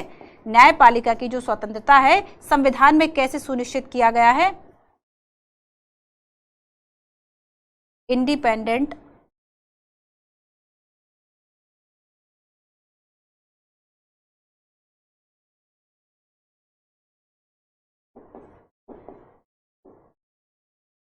Independent judicial system. और इसमें आपको साथ में बता देना है कॉन्स्टिट्यूशन में क्या प्रोविजन, लिख लोगे, कॉन्स्टिट्यूशन के जो प्रोविजन है वो भी लिखना। तो 250 वर्ड में खूब अच्छे से आंसर जो है आपका लिखा जा सकता है, ठीक है। तो ये सारी बातें हो गई आपकी। अब चलो एक और जो इंपॉर्टेंट, देखो जब बच्चों हम क्वेश्चन की बात कर रहे थे, एक आध क्वेश्चन और करा दूं क्या, ठीक है। हाँ, ये क्वेश्चन भी जुड़ा हुआ है भाई, इस क्वेश्चन को भी देखो। With reference to various type of court in country consider the following statement, ठीक है। सबसे फर्स्ट है कि 3 डिफरेंट लेवल है, डायलॉग के बीच में 3 स्तर है। Subordinate court are usually the district and tehsil level in town. अधीनस्थ न्यायालय आमतौर पर जिला या तहसील स्तर पर या फिर कस्बों में हो सकते हैं। The decision made by supreme court are discretionary to all other court in India. सर्वोच्च न्यायालय के जो निर्णय हैं विवेकाधीन होंगे। इसके पहले कई बार बोल चुके, एक शब्द भी पकड़ पाओगे ना, यही बात होती है बच्चों की, जब आपने बेसिक बहुत अच्छे से किया होता है ना, तो उसमें समटाइम्स आपको केवल एक ऐसा कीवर्ड मिल जाता है, आप उस पर श्योर होते हो। केवल जब आप रट्टा मार रहे होते हैं ना, तब आप श्योर नहीं होते। पॉलिटी की लक्ष्मीकांत आप कितने बार पढ़ लेना, आप फिर भी आप ये सोच लो कि 100 में से 100 क्वेश्चन बना लो, पॉसिबल ही नहीं। उसके बाहर भी भाई आपका कॉन्स्टिट्यूशन है, उसके बाहर भी आपका गवर्नेंस है जो आपसे पूछा जा सकता है। तो यहाँ पर क्या है बच्चों की, अब मैं बार बार आपसे कह रही हूँ कि भाई विवेकाधीन नहीं होगा, विवेकाधीन नहीं होगा, बार बार कह रही हूँ ना आपसे मैं। आप यहाँ पर 2 तो ये अपने आप काट लोगे, आप देखो 1 और 2 में से आप कर लो। तो यही होती है कि अगर आपने एकदम कीवर्ड सटीक स्टडी अगर आपने की है ना, प्रीलिम्स के लिए ये बहुत इंपॉर्टेंट है। प्रीलिम्स के लिए एक मैं आपको टिप्स देती हूँ बच्चों, ठीक है, कि जो सबसे ज्यादा प्रॉब्लम होती है वो इसी चीज में होती है, अपॉइंटमेंट को लेकर होती है। आप नहीं श्योर हो रहे हो कि राष्ट्रपति अपॉइंट कर रहा है नहीं कर रहा है, रिमूवल कैसे हो रहा है, आप श्योर नहीं हो कि पार्लियामेंट कर रहा है, प्रेसिडेंट कर रहा है या फिर जजेस कर रहे हैं, श्योर नहीं हो आप इस बात पे, नहीं हो, खुद सोच लो किस बात पे श्योर हो। अगर आपसे ये पूछ लिया जाए कि जो सेंट्रल विजिलेंस जो आयुक्त होता है, जो कमिश्नर होता है, उसको कोई अपॉइंट करता है, उसको हटाता कौन, उसका टेन्योर कितना है, इस बात पे एक टेबल बनाना, ये भी आपका होमवर्क है, ठीक है। तो यहाँ पर क्या है कि अगर हम फर्स्ट और सेकंड की बात करें, हमने अभी तक देखा कि भाई 3 स्तर है ना, इंटीग्रेटेड है बट 3 स्तर है। सुप्रीम कोर्ट अपेक्स अथॉरिटी है, फिर स्टेट कोर्ट है, फिर हमारे सबऑर्डिनेट कोर्ट है। अधीनस्थ न्यायालय आमतौर पर जिला या तहसील स्तर या कस्बों में होता है। मैंने देखा था कि सबसे ज्यादा पीपल्स की जो एंगेजमेंट है, जो एक इंटरेक्शन है, वह ये शहरी लेवल पर, तहसील लेवल पर होता है। सो आंसर इज, आया नहीं आया ये क्वेश्चन समझ में आ गया है ना? आ गया, चलो वेरी गुड।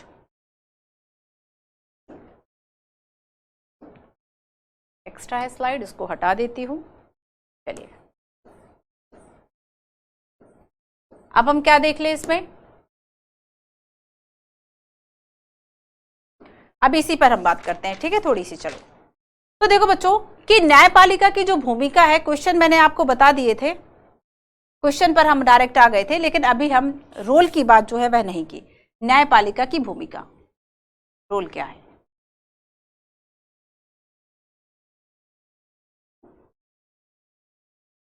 नोट्स बनाया करो। कितने बच्चे हैं कि आपके पास, जो मैंने शुरू से लेके आज तक पढ़ाया है उसके आपके पास नोट्स हैं? कितने बच्चों के पास हैं? देखो बच्चों, न्यायपालिका की भूमिका की जब हम बात करेंगे ना, तो इस पे सबसे पहले ये देखो कि जो मैंने आपको बताया है अभी तक कि डिस्प्यूट्स जो है इसको खत्म करने में सबसे बड़ी भूमिका है, ठीक है। सबसे फर्स्ट जो इसमें प्रोविजन है वह क्या है? विवादों का समाधान करना।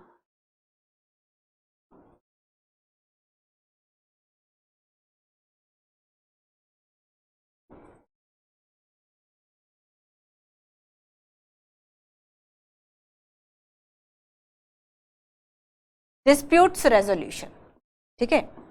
और ये जो डिस्प्यूट्स है किस किस के बीच में बताए थे मैंने अभी तक कि हो सकता है ये जो डिस्प्यूट्स है नागरिकों के बीच में हो, ठीक है, सिटीजन्स के बीच में जो कि सबसे ज्यादा होंगे, बहुत सारे नागरिक के बीच में है। दूसरा है कि जो ये नागरिक है, ठीक है, नागरिक या नागरिकों के जो समूह है वह स्टेट गवर्नमेंट या फिर सेंट्रल गवर्नमेंट के साथ डिस्प्यूट हो जाए। ये भी हो सकता है कि एक जो स्टेट है, ठीक है, इसका दूसरे स्टेट के साथ डिस्प्यूट हो जाए, या फिर 2 या 3 स्टेट का जो ग्रुप है वह अगले से लड़ जाए, बी सी डी के साथ लड़ जाए, ठीक है। चलो डी ई एफ कर लेते हैं। या फिर ये हो सकता है कि कोई एक स्टेट केवल जो ए है ना, ये सेंट्रल गवर्नमेंट के साथ कोई डिस्प्यूट हो जाए। या फिर ये हो सकता है कि ये जो एक ग्रुप है ना, इसका सेंट्रल गवर्नमेंट के साथ डिस्प्यूट हो जाए। पॉसिबल है ना? तो यहाँ पर सिटीजन्स के बीच में भी डिस्प्यूट हो सकता है, सिटीजन्स का बाकी जो गवर्नमेंट है उससे डिस्प्यूट हो सकता है, एक स्टेट का भी जो है वह किसी स्टेट के साथ हो सकता है, या फिर एक स्टेट एक तरफ हो, एक तरफ सेंट्रल गवर्नमेंट हो, या फिर एक से अधिक स्टेट एक तरफ हो, एक से ज्यादा स्टेट दूसरी तरफ, बहुत तरीके के डिस्प्यूट हो सकते हैं। इन सभी के लिए रिजॉल्व करने का जो काम है वह कौन करेगा? तो बच्चों ये जो पूरा एक मैकेनिज्म जो है वो डेवलप कौन करेगा इसके डिस्प्यूट्स को सुलझाने के लिए? तो डिस्प्यूट रेजोल्यूशन के लिए एक पूरा जो तंत्र, जो एक सिस्टम है, ठीक है, ये मैकेनिज्म तैयार करने का काम हमारे सुप्रीम कोर्ट का है। मैकेनिज्म, ठीक है, ये न्यायपालिका जुडिशरी सिस्टम का है, नॉट ओनली सुप्रीम कोर्ट, ठीक है। फर्स्ट तो ये हो गया। तो देखो बच्चों, सेकंड जो कि एक इंपॉर्टेंट है, अभी तक हमने जुडिशियल रिव्यू की बात नहीं की, विवादों का समाधान हो गया। एंड सेकंड है आपका न्यायिक पुनरावलोकन। कहां से लिया ये शब्द हमने, ये आप मुझे बताओ जल्दी से। न्यायिक पुनरावलोकन,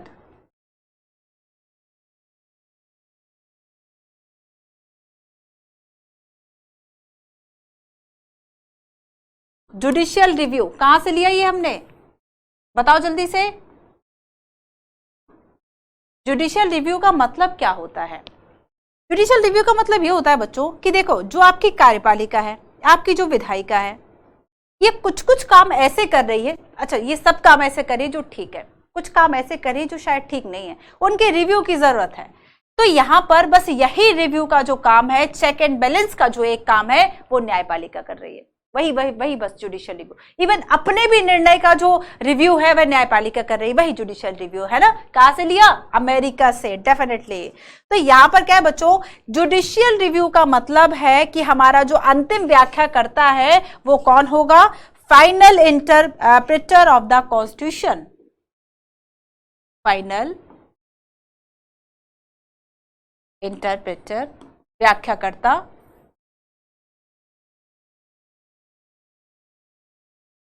फाइनली संविधान की व्याख्या करने का अधिकार किसके पास है? जुडिशियल सिस्टम, न्याय व्यवस्था, हमारे कोर्ट के पास, ऑफ द कॉन्स्टिट्यूशन। ये पूछा गया है, ध्यान रखना। देखो बहुत सारी चीजें जो मैं बता रही हूं भैया एकदम पूछी गई है, बहुत अच्छे से याद करना है। जुडिशियल रिव्यू कहां से लिया गया ये भी बात आई है। और विवादों के समाधान में अगर हम स्टेट एंड सेंट्रल गवर्नमेंट की बात करें तो क्या ये हाई कोर्ट भी इस तरह के विवाद सुन सकता है? ये बात भी यूपीएससी ने पूछी है, मैंने स्टार लगा दिए, ठीक है। तो बच्चों जुडिशियल रिव्यू जो है ये व्यवस्था हमने अमेरिका से ली है, और जुडिशियल रिव्यू में हम देखेंगे कि इसमें फाइनल जो इंटरप्रेटर है, व्याख्या करता है कॉन्स्टिट्यूशन का, ये हमारा जुडिशियल सिस्टम है। और साथ ही देखो कि पार्लियामेंट के द्वारा अगर कोई लॉ बनाया जाता है और ये जो लॉ है ये हमारे फंडामेंटल राइट या बेसिक स्ट्रक्चर को अगर वॉयलेट करता है, ठीक है, या तो फंडामेंटल राइट या फिर वॉयलेशन ऑफ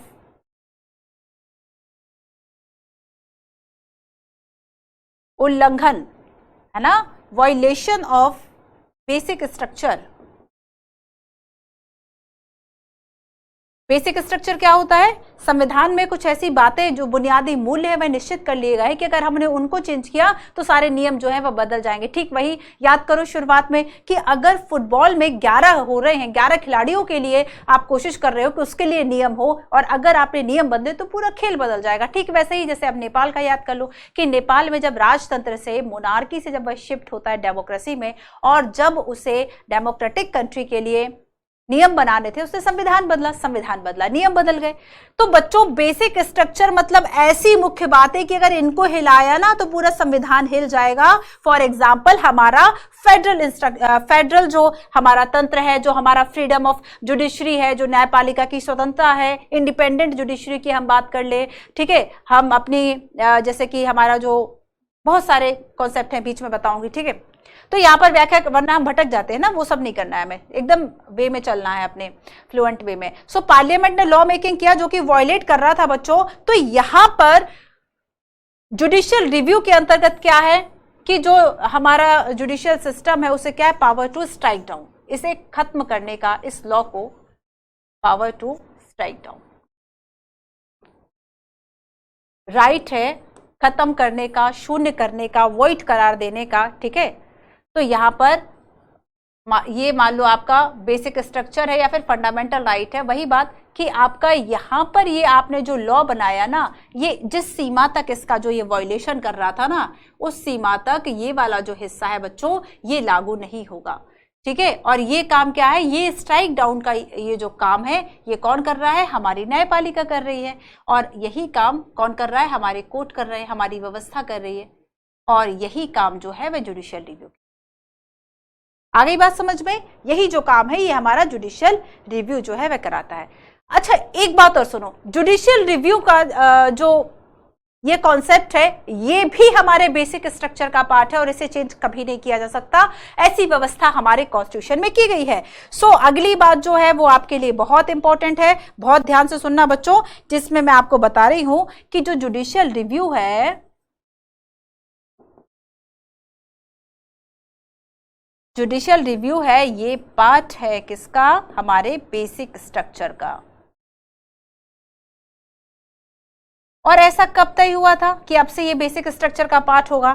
तो बच्चों एक वाद था, एक केस था जिसे कहा जाता है इंदिरा गांधी केस। का नाम क्या है?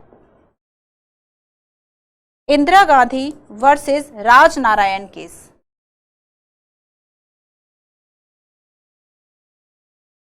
ये 1975 का केस है, ठीक है, देख लेना एक बार, 1975 ही है।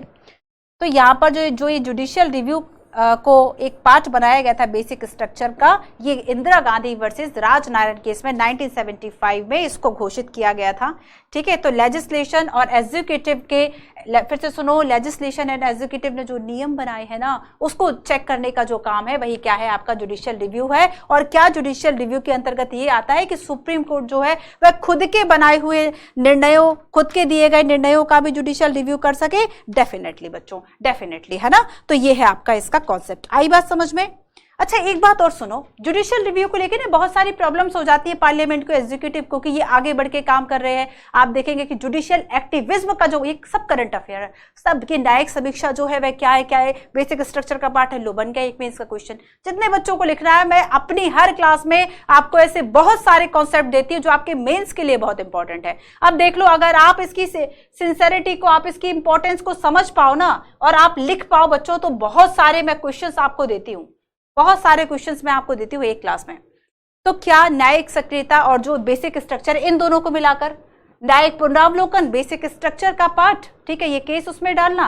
अगर आपको रिसेंटली करंट अफेयर में कोई ऐसा मुद्दा दिखाई देता है कि सुप्रीम कोर्ट के द्वारा किसी पर्टिकुलर निर्णय या डिसीजन को बदला गया, या फिर पार्लियामेंट या एग्जीक्यूटिव के द्वारा जो लॉ बनाए गए थे उसमें कोई सुधार किया गया, तो ये क्या हो गया, ये आपका जुडिशियल रिव्यू हो गया। अब इससे आगे का एक कदम है जुडिशियल एक्टिविज्म, है ना, न्यायिक सक्रियता का मुद्दा। न्यायिक सक्रियता को लेकर यूपीएससी क्वेश्चन पूछ चुका है, ध्यान रखना, प्रीलिम्स में भी मेंस में भी।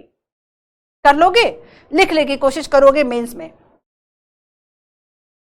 बस यही है भाई आपका बेसिक टू एडवांस। चलो एक और होमवर्क आपको मिल गया, और ये होमवर्क क्या है, होमवर्क नंबर 1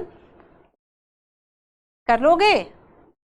होमवर्क नंबर 2 ठीक से पढ़ोगे ना, तो पूरे दिन का पढ़ने को दे दिया मैंने आपको, पूरा दिन पढ़ोगे ना तब जाके ये कंप्लीट होगा। और होमवर्क नंबर आपका जो 3 है बच्चों,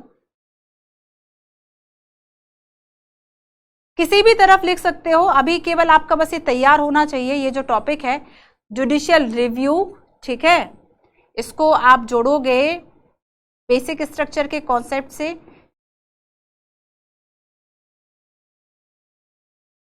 और प्लस करोगे इससे कि इससे आगे का एक कदम है जुडिशियल एक्टिविज्म।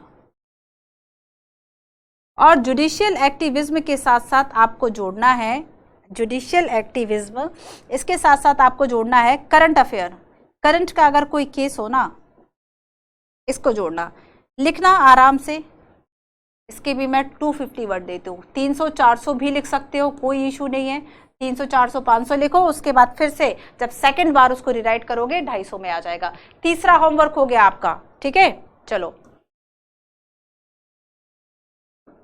तो अभी तक इतनी चर्चा हमारी हो गई।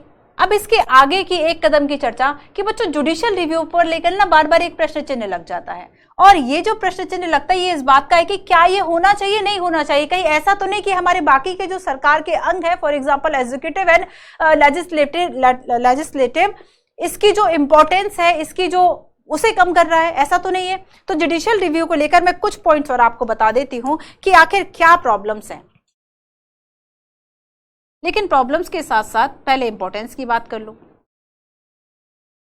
Importance of judicial review NCERT में नहीं है, एनसीईआरटी में केवल एक पॉइंट है जुडिशियल रिव्यू का, लेकिन हमें थोड़ा सा एडवांस भी पढ़ना है ना, थोड़ा नहीं काफी एडवांस पढ़ना है, जो आपके यूपीएससी के अकॉर्डिंगली है। तो सबसे फर्स्ट तो देखो कि अगर हम सर्वोच्चता की बात करें तो हमारे यहाँ किस चीज की सुपरमेसी है, सुपरमेसी ऑफ द कॉन्स्टिट्यूशन। और अगर संविधान को ही उल्लंघन किया गया, ऐसी कोई विधि बना दी गई जो कि संविधान का ही वॉयलेशन करती है, तो उसको वॉइड घोषित करना किसका काम होगा, जुडिशियल रिव्यू। सो डेफिनेटली ये काफी इंपॉर्टेंट है।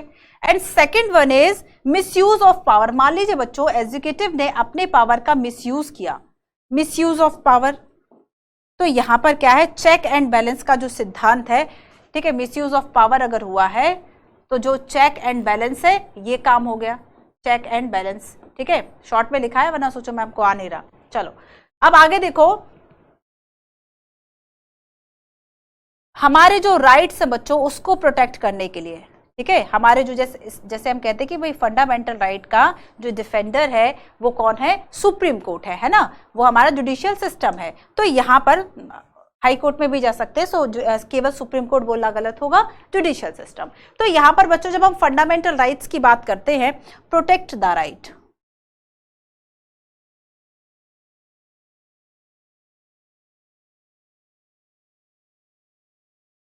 और ये भी आपको पता होगा कि राइट को अगर आपको प्रोटेक्ट करना है तो इसके लिए जो है वह कितने तरह के आप जो रिट है वह दायर कर सकते हैं। ठीक है, ये भी आपको पता है कि जब हम ज्यूरिडिक्शन की बात करते हैं, ठीक है, और इसमें रिट, आप फंडामेंटल अगर आपका उल्लंघन हो रहा है, रिट का मतलब क्या होता है, a legal order to do or not to do something, कुछ करने या ना करने का जो न्यायालय जो है, सुप्रीम जो हमारे कोर्ट्स हैं, जब उसके द्वारा ये निर्देश दिए जाते हैं उसको हम रिट कह सकते हैं। और अगर मान लीजिए आपके फंडामेंटल राइट्स का वायोलेशन हो रहा है तो 5 तरह की जो रिट है वह आप दायर कर सकते हैं। मैंने आपको होमवर्क दिया था याद करने का, कितने बच्चों ने किया, कितने बच्चों ने किया, लिखना कमेंट में, मैं देखूंगी। बंदी प्रत्यक्षीकरण सबसे फर्स्ट, इसका मतलब क्या है, बंदी प्रत्यक्षीकरण में हैबियस कार्पस, आपका जो रॉलेट एक्ट था वही, यही तो हटा दिया था ना हैबियस कार्पस। इसका मतलब क्या होता है, सशरीर प्रस्तुत करना। ठीक है, सेकंड है परमादेश, परमादेश मैंडामस। थर्ड है उत्प्रेषण, सर्टियरी।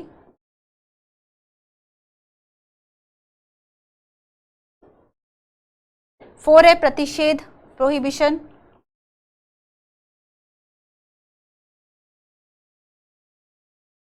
अब ये क्या है, किन किन के खिलाफ जारी किए जा सकते हैं, इसको हम यहां पर नहीं ओपन करेंगे, आगे करेंगे।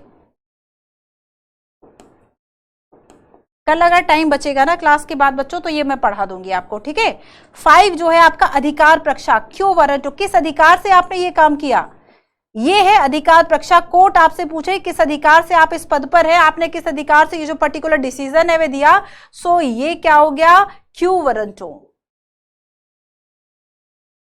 अधिकार प्रक्षा। ठीक है, तो ये 5 तरह के जो रिट है ये दायर किए जा सकते हैं अगर फंडामेंटल राइट को लेकर, और ये है रिट ज्यूरिडिक्शन।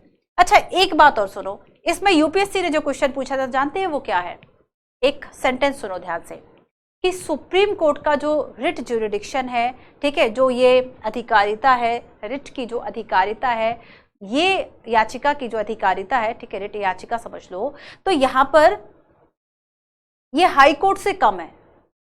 ये बात बिल्कुल सही है, फंडामेंटल राइट में सबसे ज्यादा जो अधिकारिता है वो किसकी है, डेफिनेटली सुप्रीम कोर्ट की होगी, उससे संबंध। लेकिन उसके अलावा अगर फंडामेंटल राइट के अलावा भी कोई और केस है तो उच्च जो हमारे हाई कोर्ट है ना, उनके पास ज्यादा है ये ज्यूरिडिक्शन रिट्स को लेकर। ये जो ज्यूरिडिक्शन का जो एरिया है ना वो थोड़ा सा ज्यादा विस्तृत है। ठीक है, और इसके मामले में जो सर्वोच्च जो हमारे हाई कोर्ट है वो और भी डिसीजन जो है वह ले सकते हैं अपने अकॉर्डिंगली। तो ये बात आपको याद रखना है कि जो एरिया की अगर हम बात करें तो इसमें हाई कोर्ट के बाद ज्यादा विस्तृत एरिया है, विस्तृत एरिया है थोड़ा सा ब्रॉड करके, ये बात यूपीएससी ने पूछी थी। अब देखो थर्ड हम देखेंगे बच्चों, हम इंपॉर्टेंस ऑफ जुडिशियल रिव्यू की बात करें तो उसमें हमारा एक और टॉपिक जो है वह कवर हो गया। ठीक है, और इसमें क्या है कि यहां पर अभी तक हमने बात की कि मिसयूज पावर हो रहा है सुपरमेसी ऑफ द कॉन्स्टिट्यूशन के लिए, राइट को प्रोटेक्ट करने के लिए, एंड नेक्स्ट है जो हमारा फेडरल बैलेंस है, संघवाद का जो संतुलन है ना, संघीय संतुलन को बनाए रखने के लिए जो है वह जुडिशियल रिव्यू काफी यूजफुल है। एंड इसके अलावा जुडिशरी की इंडिपेंडेंस के लिए, इंडिपेंडेंस ऑफ जुडिशरी, इसके लिए काफी इंपॉर्टेंट है। पर एक प्रॉब्लम होती है, अब भाई प्रॉब्लम तो हर चीज से हो सकती है, अच्छी चीजों से भी कुछ लोगों को प्रॉब्लम हो सकती है, बुरी चीजों से तो होती ही है। बच्चों आखिर इसमें प्रॉब्लम क्या है, अगर ये हो रहा है तो ठीक ही तो है, लेकिन इसके बाद भी इसकी जो हानियां हम ड्रॉबैक कह सकते हैं कि अगर आपको इसके विपक्ष में लिखना है, जैसे समटाइम्स अगर आप आंसर राइटिंग कर रहे हो, आपने बता दिया कि जुडिशियल रिव्यू का ये इंपॉर्टेंस है, और मेंस का जो क्वेश्चन आज मैंने होमवर्क भी दिया ना, उस होमवर्क में यही सब लिख लेना कंपाइल करके, थोड़ा सा उसको एक्सपेंड कर देना। तो यहाँ पर क्या है बच्चों की, जब हम इंपॉर्टेंस की बात करेंगे कि जो हमारा जो ये न्यायिक समीक्षा का सिद्धांत है, पुनरावलोकन का जो सिद्धांत है, बहुत अच्छा है।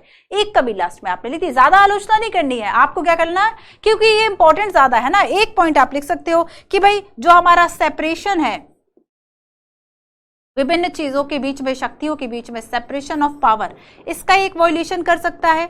ठीक है, और जब इसके आगे जो जुडिशियल रिव्यू से आगे जब जुडिशियल एक्टिविज्म का जो पोर्शन है, जुडिशियल एक्टिविज्म का जो कॉन्सेप्ट है, जब ये आ जाता है ना तब प्रॉब्लम और बड़ी हो जाती है। तो एक आध आप निर्णय जो हाल ही में कोई घटना हुई हो उसको शॉर्ट में लिख सकते हैं।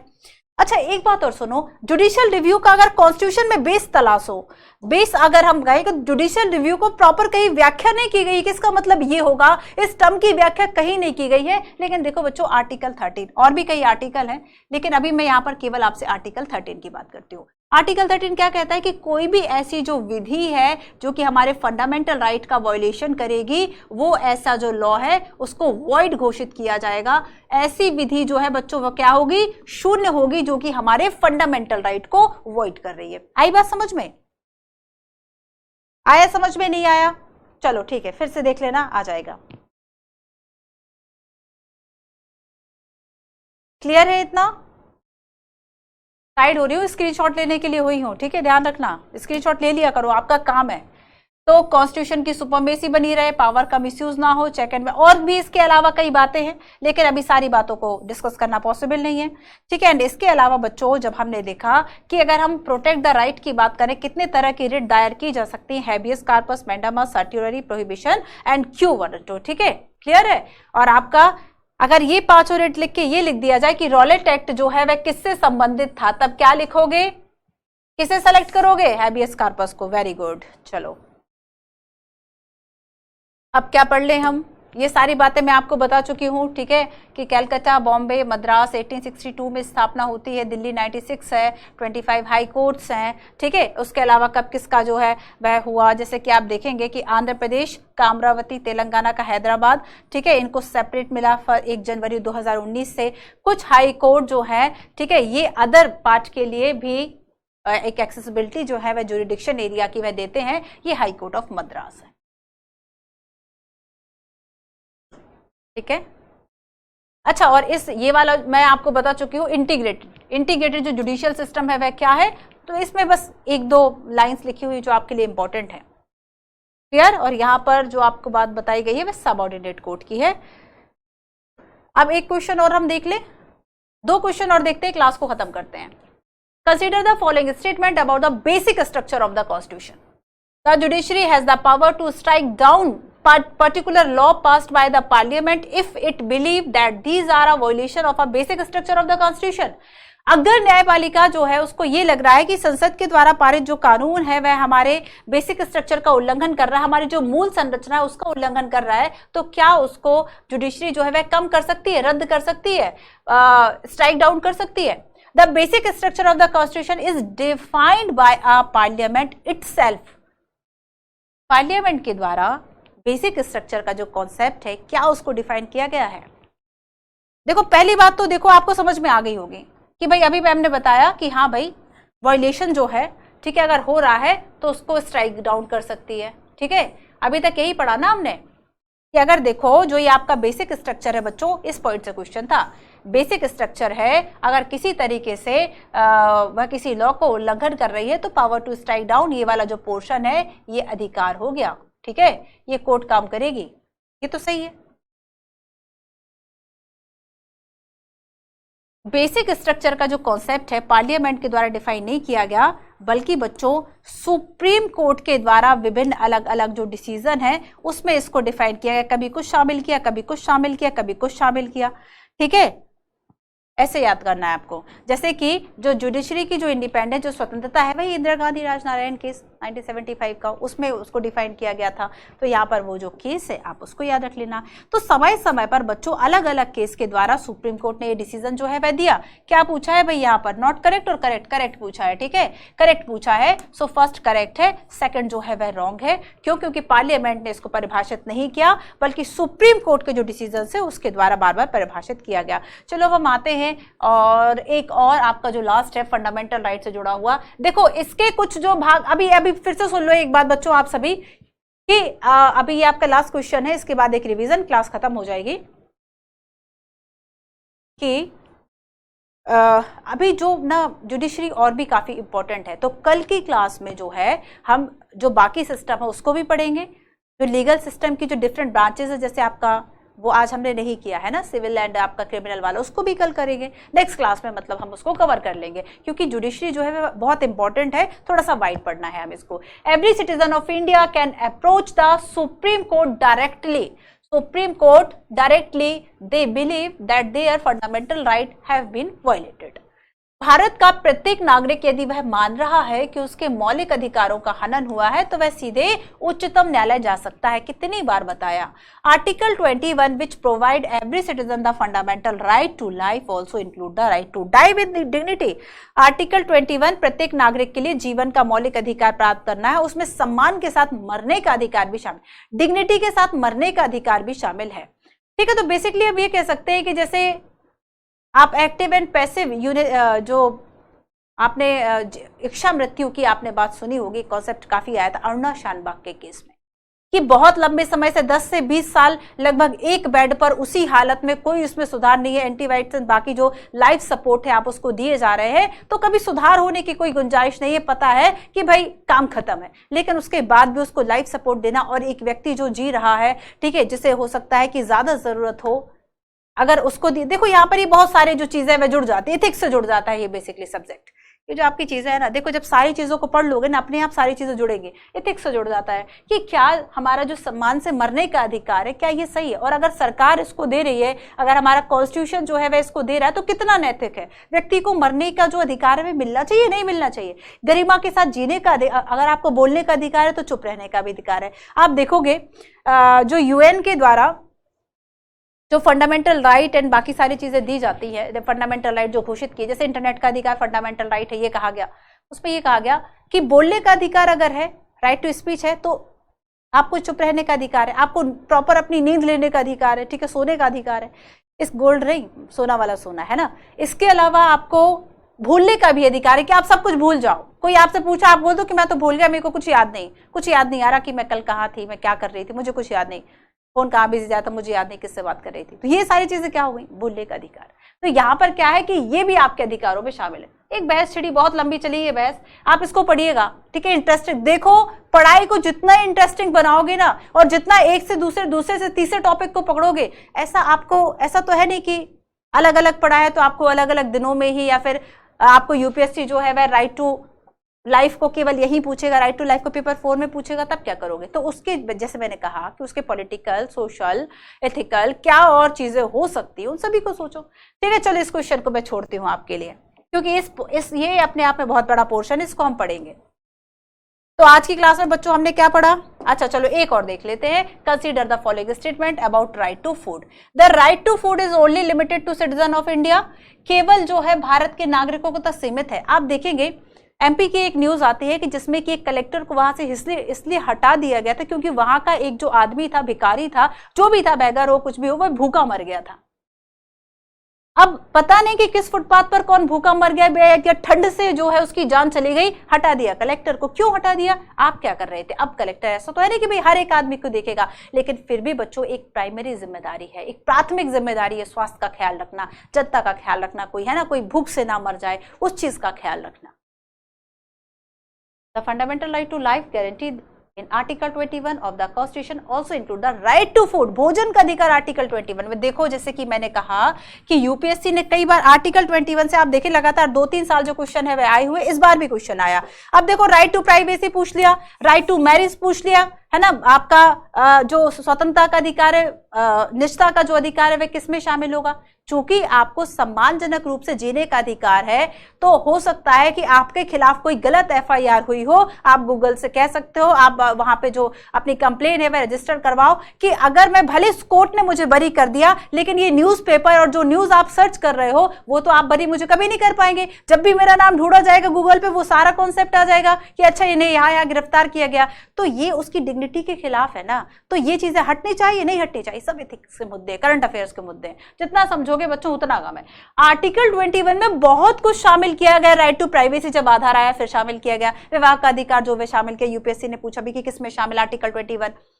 आवास का अधिकार, अगर आपको घर से भगा दिया जाए या फिर आपको वंचित कर दिया जाए घर से, तो सबसे ज्यादा आप एक सुबह एक वल्नरेबल हो जाएंगे कि आपका जीवन जो है वो बहुत दिन तक सुरक्षित नहीं है, क्या पता कहां पर क्या हो जाए। तो ये सारी चीजें। अब ऐसे ही बच्चों राइट टू फूड की बात इसमें की गई है।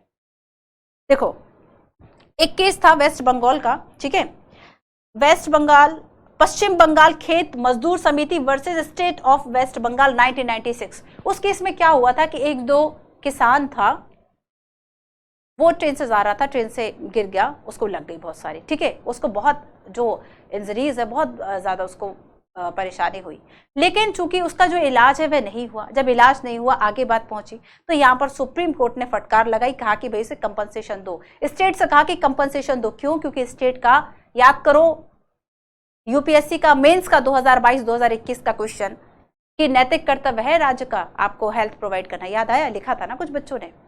तो बच्चों यही यहाँ पर जो सुप्रीम कोर्ट है वह क्या कहता है कि स्टेट जो है वह प्राइमरी हेल्थ जो है इसके लिए ब्लूप्रिंट कराए, ये इसके लिए रिस्पॉन्सिबल है। सरकार को आदेश दिया गया कि प्राथमिक स्वास्थ्य व्यवस्था की रूपरेखा जो है वह तैयार करो, और अगर इस तरह की इमरजेंसी हो रही है तो रोगियों के लिए पूरी व्यवस्था करो कि उन्हें किसी भी तरह की जो परेशानी है वह ना। तो यहाँ पर राइट टू हेल्थ जुड़ गया, सुप्रीम कोर्ट ने तभी राइट टू हेल्थ जोड़ दिया। अब ऐसे ही राइट टू फूड देखो कि अगर कोई भूखा मर जाए तो ये कहां पे शामिल होगा बच्चों? ये राज्य का दायित्व नहीं है, बिल्कुल है। आर्टिकल 21 जो है गारंटी आपको देता है भोजन के अधिकार की, ठीक है। सो यहाँ पर क्या पूछा, करेक्ट कौन सा है? दोनों होगा। इसमें भी एक केस है, ये केस मैं कल बताऊंगी आपको, ठीक है। तो देखो आज की बात में, आज की जो हमारी चर्चा है वह क्या क्या रही, आज की हमारी चर्चा क्या क्या रही उसको हम देखते हैं। होमवर्क सारे करोगे, ध्यान रखना। लास्ट क्लास का देखा, जुडिशरी का रोल एंड स्ट्रक्चर की बात की, बहुत सारी चीजें ऐसी थी जो एनसीईआरटी में नहीं थी, लेकिन यहाँ पे जैसे जुडिशियल रिव्यू बहुत ज्यादा इंपॉर्टेंट है आपके लिए, हमने इसको पढ़ा है ना, enforcing the fundamental right. So homework में मैंने आपको जुडिशरी दिया है, संसद टीवी से सुनने को दिया है, जो जो जुडिशरी का है सब सुनोगे, वीडियोस बहुत सारी पड़ी है, देख लेना, ठीक है। कल बताऊंगी, मैं पूछूंगी। मेंस के क्वेश्चन मैंने आपको दिए कि आपको इंडिपेंडेंस, जुडिशरी और कॉन्स्टिट्यूशन में क्या क्या प्रोविजन है ये करना है। 250 वर्ड में लिखना है जुडिशियल रिव्यू क्या है, बेसिक स्ट्रक्चर से कैसे जुड़ेगा, जुडिशियल एक्टिविज्म कैसे इससे एक कदम आगे की बात है, ठीक है। कल हमने अंडरस्टैंडिंग लॉ की बात की थी, इसको मैं अभी नहीं बताती हूँ। सुप्रीम कोर्ट की हमने चर्चा की कि इसको स्टैब्लिश किया गया था 26 जनवरी 1950 को, और उसके पहले जो है 1937 से 1949 तक फेडरल कोर्ट ऑफ इंडिया था, जो कि हमारी पार्लियामेंट में अंदर जो प्रिंस का चैम्बर था वहां हुआ करता था। गवर्नमेंट ऑफ इंडिया एक्ट के अंतर्गत फेडरल कोर्ट की बात की गई थी। रिपब्लिक स्टेट के साथ ही इसका एस्टेब्लिशमेंट हुआ, लेकिन अभी भी ये वहीं पर था, ठीक है। इसकी सेपरेट बिल्डिंग नहीं थी, लेकिन मूव किया। जो आप ये देख रहे हैं ना, ये जो हमारा सुप्रीम कोर्ट है, अच्छा आप जाओगे जब मेट्रो से, जो बच्चे दिल्ली में आप जाएंगे तो सुप्रीम कोर्ट है ना, सुप्रीम कोर्ट आप देखेंगे कि आपको दिख जाता है, सुप्रीम कोर्ट का ये वाला जो हिस्सा है वह दिख जाएगा आपको। मूव 1958 से ये वाली बिल्डिंग है, इसमें उसको मूव किया गया। हाई कोर्ट वर्तमान में 25 है, मैंने ये भी कहा आपको ये देखना है। अच्छा ये और एक होमवर्क है, 25 के 25 हाई कोर्ट देखोगे, और ये भी देखना है कि जैसे मैंने कहा कि लक्षद्वीप, अंडमान निकोबार और भी जो है उनका जुरिडिक्शन एरिया जो है वह कहां पर आता है, ठीक है। अगर किसी का हाई कोर्ट नहीं है, किसी टेरिटोरी का, किसी भारतीय क्षेत्र का, तो वो कहां पे आएगा ये देखना आपका काम है। 1862 में कैलकाटा, बॉम्बे एंड मद्रास, जो ब्रिटिश उस वक्त प्रेसिडेंसी थी, इनका सबसे पहले हाई कोर्ट बना। 1966 की आई थिंक बात है जब हमारा दिल्ली का हाई कोर्ट बना। यूएसए और इंडिया के बीच में क्या डिफरेंस है हमने इसको समझा, ठीक है। एसडीजी जो 16 है बच्चों, जो 16 है, ये कहता है peace and justice, strong institution, शांति, न्याय और सशक्त संस्थाओं की बात करता है। जुडिशियल एक ऐसा मैकेनिज्म जो रूल ऑफ लॉ को इंप्लीमेंट करा रहा है, और अगर वायलेशन हो रहा है तो उसके लिए पनिश आपको करने के लिए काम कर रहा है, ठीक है। और साथ ही हमने देखा कि भाई ये जो आपका पूरा चैप्टर है ये आपको क्या क्या बता रहा है। चैप्टर में हमने बात की कि भाई भूमिका क्या है, स्वतंत्रता क्या है, संरचना क्या है, और क्या एक्सेसिबिलिटी है, कुछ बातों पर चर्चा कल करेंगे। विधि व्यवस्था की जो ये शाखाएं थी ना लीगल वाली, इसको भी मैं आपको कल बताऊंगी, क्योंकि आज हमारी चर्चा ऑलरेडी बहुत सारी होगी, हमने बहुत सारी इतनी सारी चीजों को सीखा।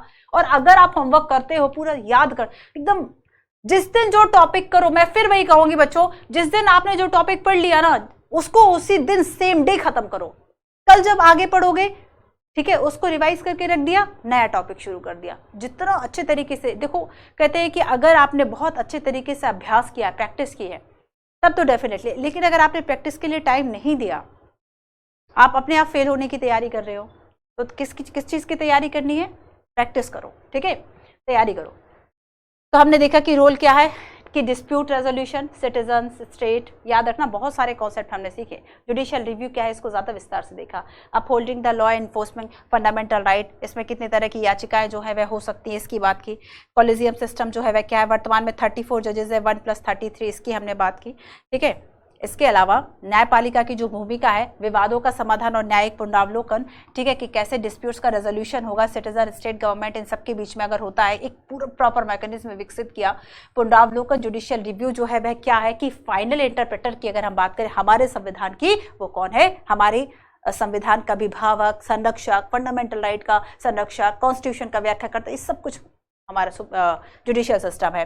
जुडिशियल रिव्यू, ठीक है, ये जो है बेसिक स्ट्रक्चर का पार्ट हुआ कब, इंदिरा गांधी वर्सेस राजनारायण केस में। और इसके अलावा हमने देखा कि अगर कोई ऐसी विधि बनती है जो कि वॉयलेशन करेगी फंडामेंटल राइट और बेसिक स्ट्रक्चर का, तो उसे स्ट्राइक डाउन करने का जो काम है वह भी किया जा सकता है फंडामेंटल राइट को, है ना, उस लॉ को, पर्टिकुलर लॉ को। उसके बाद हमने देखा कि जब हम यहाँ पर आखिर जो जुडिशियल रिव्यू है ये इंपॉर्टेंट क्यों है, क्योंकि हमें सुपरमेसी, संविधान की सर्वोच्चता है, इसलिए संविधान के संरक्षक के रूप में कार्य कर रही है, पावर का मिसयूज ना हो इसके लिए काम कर रही है, ठीक है, प्रोटेक्ट किया जा सके हमारे राइट को। और रिट जुरिडिक्शन जो है, जैसे आप देखें सुप्रीम कोर्ट के अंतर्गत आर्टिकल 32 है एंड हाई कोर्ट के अंतर्गत ये आई थिंक 226 है, कल बताया था, एक बार करेक्ट करना, आई थिंक यही है ना।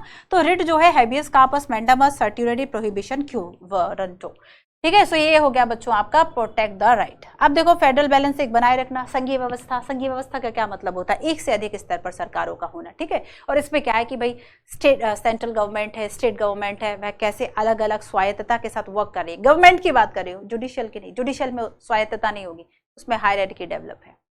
इंडिपेंडेंस ऑफ जुडिशरी की हमने बात की। प्रॉब्लम क्या है, सेपरेशन ऑफ पावर। आर्टिकल 13 जो है वो जुडिशियल रिव्यू की थोड़ी सी बात करता है और ये एक आधार देता है आपको न्यायिक समीक्षा करने का, क्योंकि ये कहता है कि अगर किसी फंडामेंटल राइट को वायलेशन किया गया तो उसे वॉइड या शून्य घोषित किया जा सकता है, ठीक है, क्लियर है। और इसके अलावा बच्चों हमने बात की कि हमारे कॉन्स्टिट्यूशन में सिंगल सिस्टम है, लेकिन यूएसए में डबल सिस्टम है, फेडरल और स्टेट अलग अलग यहाँ पर कोर्ट्स होंगे, इंडिया में ऐसा नहीं है, ठीक है। पार्ट 5 में आर्टिकल 124 से लेके 147 तक जो व्यवस्थाएं हैं, power, procedure, organisation, independence and jurisdiction की जो बात है वह की गई 3 लेवल पर होगा, supreme court decision, supreme court, high court and subordinate, है ना। सुप्रीम कोर्ट के जो डिसीजन है वह बाइंडिंग हो गए। अच्छा, इस चीज को आगे समझाया है, वहां ज्यादा क्लियर है।